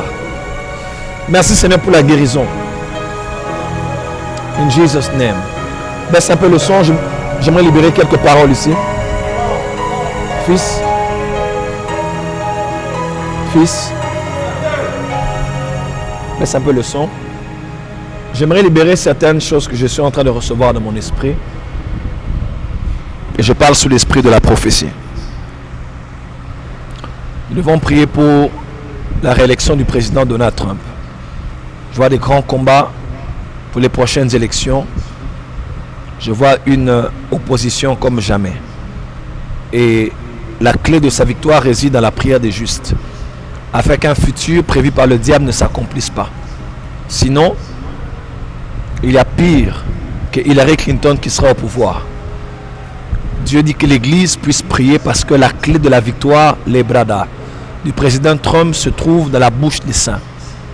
Le Seigneur est en train de me faire voir quelque chose qui arrive. Je vois, comme j'avais vu, cette Pâque être une grande célébration dans le corps du Christ. Je vois des gens faire des lives avec des louanges, de l'adoration pour déclarer la victoire sur le coronavirus. Comme je l'ai prédit, ça fait quelques jours, semaines même. Cette Pâque est très spéciale parce qu'elle va marquer la fin et le début de quelque chose.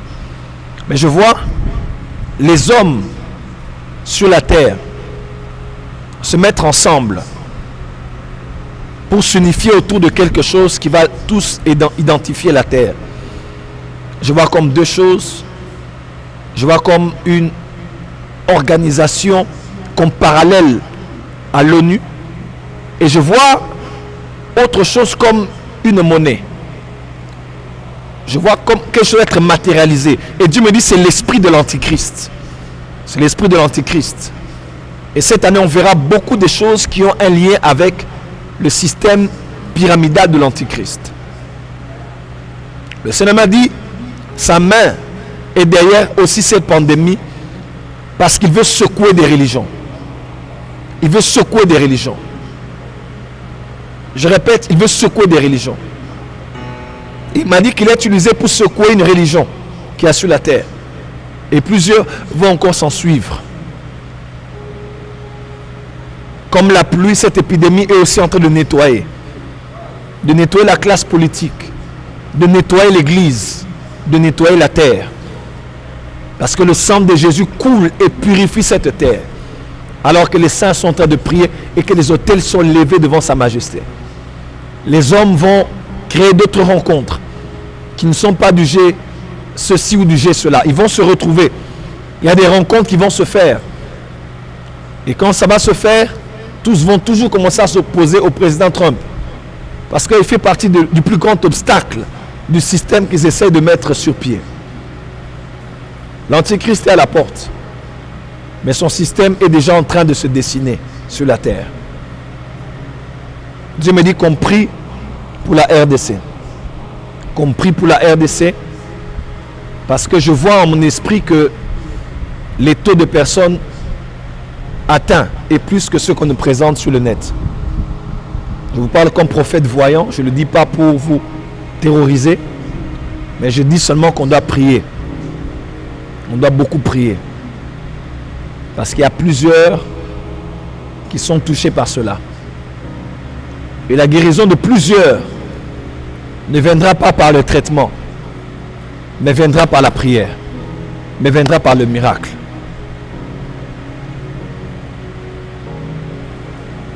Ces pluies qui tombent de partout au monde sont des signes qui viennent du ciel.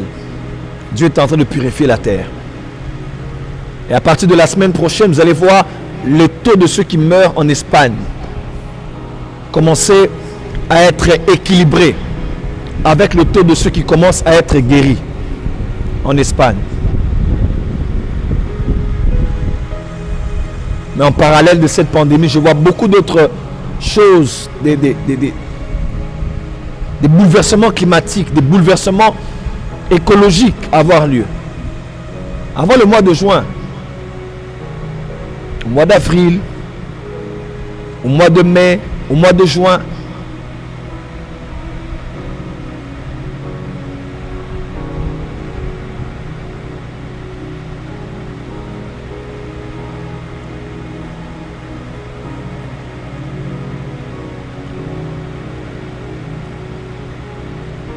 le diable a un plan d'affaiblir l'Église après cette pandémie, lorsqu'on ouvrira les églises. Mais je vois Dieu avoir un plan formidable d'amener une gloire sans précédent dans l'Église après cette pandémie. Un grand réveil.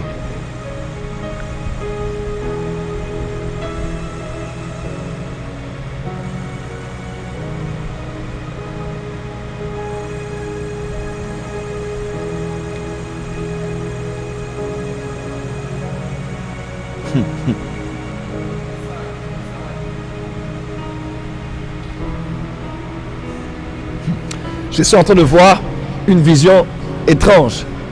Je vois des Africains trouver des solutions contre le coronavirus par la médecine traditionnelle. Oui. Je le vois dans mon esprit. Je vois des Africains. Vous allez voir ça dans les jours qui viennent. Déjà cette semaine qui commence. Vous allez voir ça. Des Africains trouver, proposer, suggérer des solutions à partir de la médecine traditionnelle. Et qui va marcher. Je ne parle pas de ce que les gens utilisent sans le dosage et avec beaucoup de superstition. Je parle de plusieurs, même qui sont à l'extérieur du continent et qui sont ici, qui vont commencer à trouver des solutions, non seulement à cela, mais à plusieurs autres choses qui vont arriver comme maladie. Je vois l'Afrique se lever et les projets des ennemis pour réduire la population, la démographie africaine tomber au nom de Jésus-Christ. Le salut entre dans plusieurs nations. Et plusieurs vont croire en Dieu juste après cette pandémie. Car la bouche de l'Éternel a parlé. Père, merci pour ta gloire et ta grâce. Couvre-nous et protège-nous. Bénis cette semaine qui commence. Tu nous avais parlé et tu ne tarderas pas de réaliser ce que tu as dit. Au nom de Jésus-Christ, nous avons ainsi prié. Amen. Soyez bénis. Vous tenez à envoyer une offrande. Envoyez une marque de libéralité, une sémence. Il y a un lien qui est là. Ne regardez pas le lien qui est sur la vidéo, mais sur le statut, il y a un lien au-dessus. Cliquez, c'est Makabo. Vous allez aller et voir que vous pouvez aussi encore accéder au site par cette voie-là. Mais n'entrez pas par le site. Cliquez dessus et envoyez votre don via PayPal, Mastercard, carte Visa. Et il y a un autre lien en bas, c'est le lien de la Fondation Joël Francis Tatou. Je ferai un live demain pour en parler durant la journée. Ce samedi, nous allons encore faire une deuxième action pour épauler, soutenir tous ceux qui sont dans le besoin. Je compte sur vous. Il y a déjà 2 personnes qui ont envoyé. Je crois qu'on a quelque chose comme $250 ou $300. Vous pouvez voir ça dans le PayPal. Ils envoient comme ça. Vous pouvez envoyer aussi votre 50, 100, 200, 300. Parce que ce samedi, avec la Fondation Joël Francis Tatou, nous allons aller aider certaines familles qui sont dans le besoin à cause de la crise actuelle que nous avons à Kinshasa. Je vous aime et vous bénis. Excusez-nous encore pour la mauvaise qualité du direct, mais je crois que vous allez suivre la vidéo sans bug sur YouTube ainsi que sur notre page Facebook demain durant la journée. Je vous aime et vous bénis tous au nom de Jésus-Christ. Amen.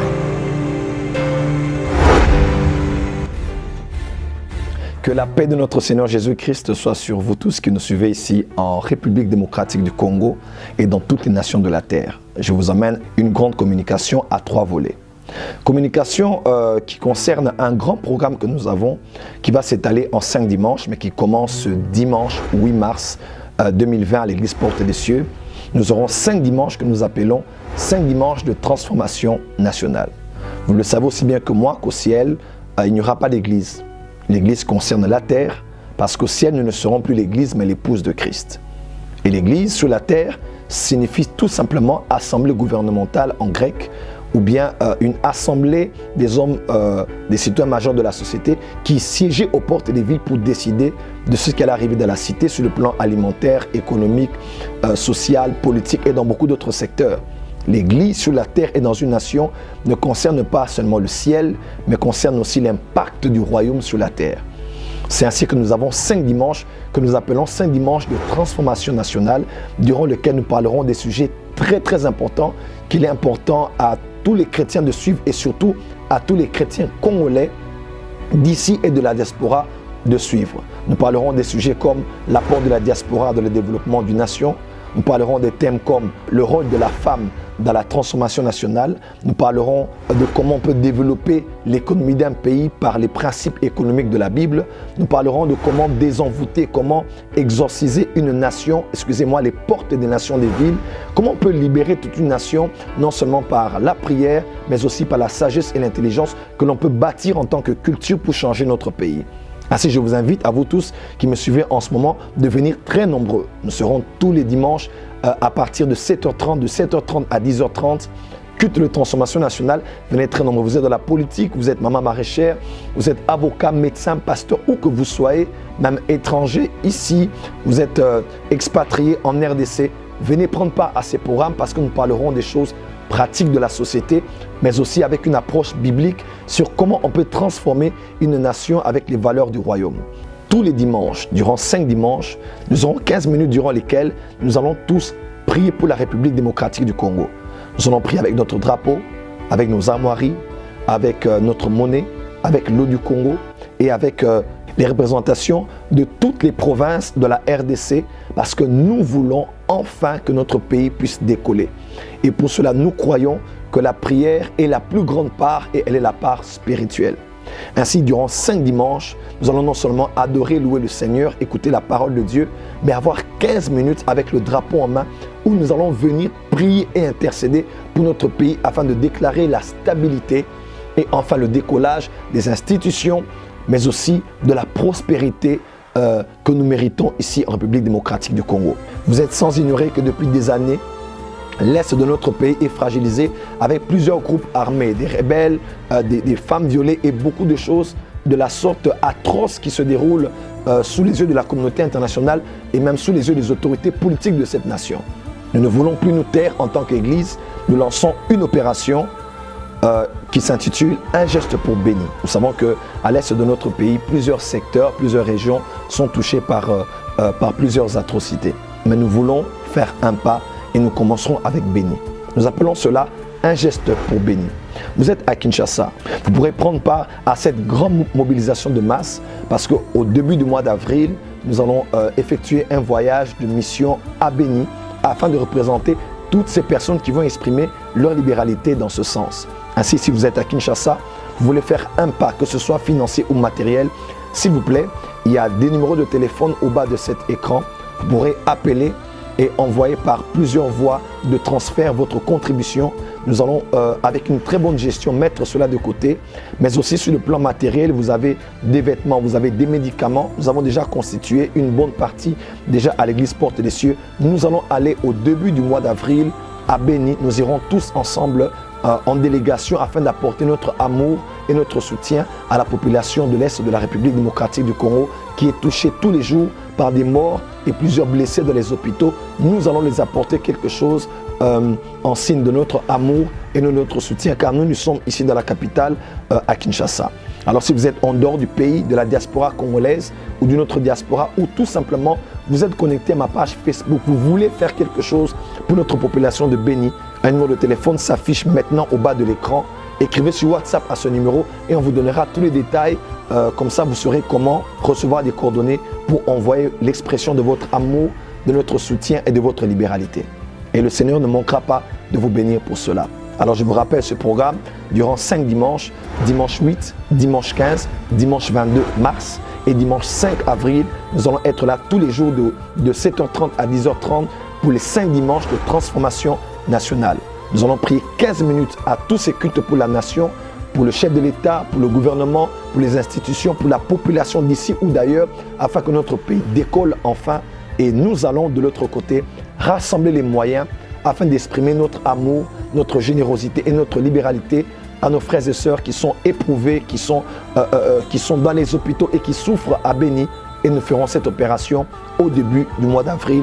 Nous irons afin de les tenir la main dans le nom de Jésus-Christ pour les montrer que nous sommes là avec eux. Sinon, que Dieu vous bénisse et retrouvez-nous à l'église Porte des Cieux, 10e rue numéro 5, côté industriel, pour 5 dimanches de transformation nationale. Que Dieu vous bénisse et je vous retrouve ce dimanche.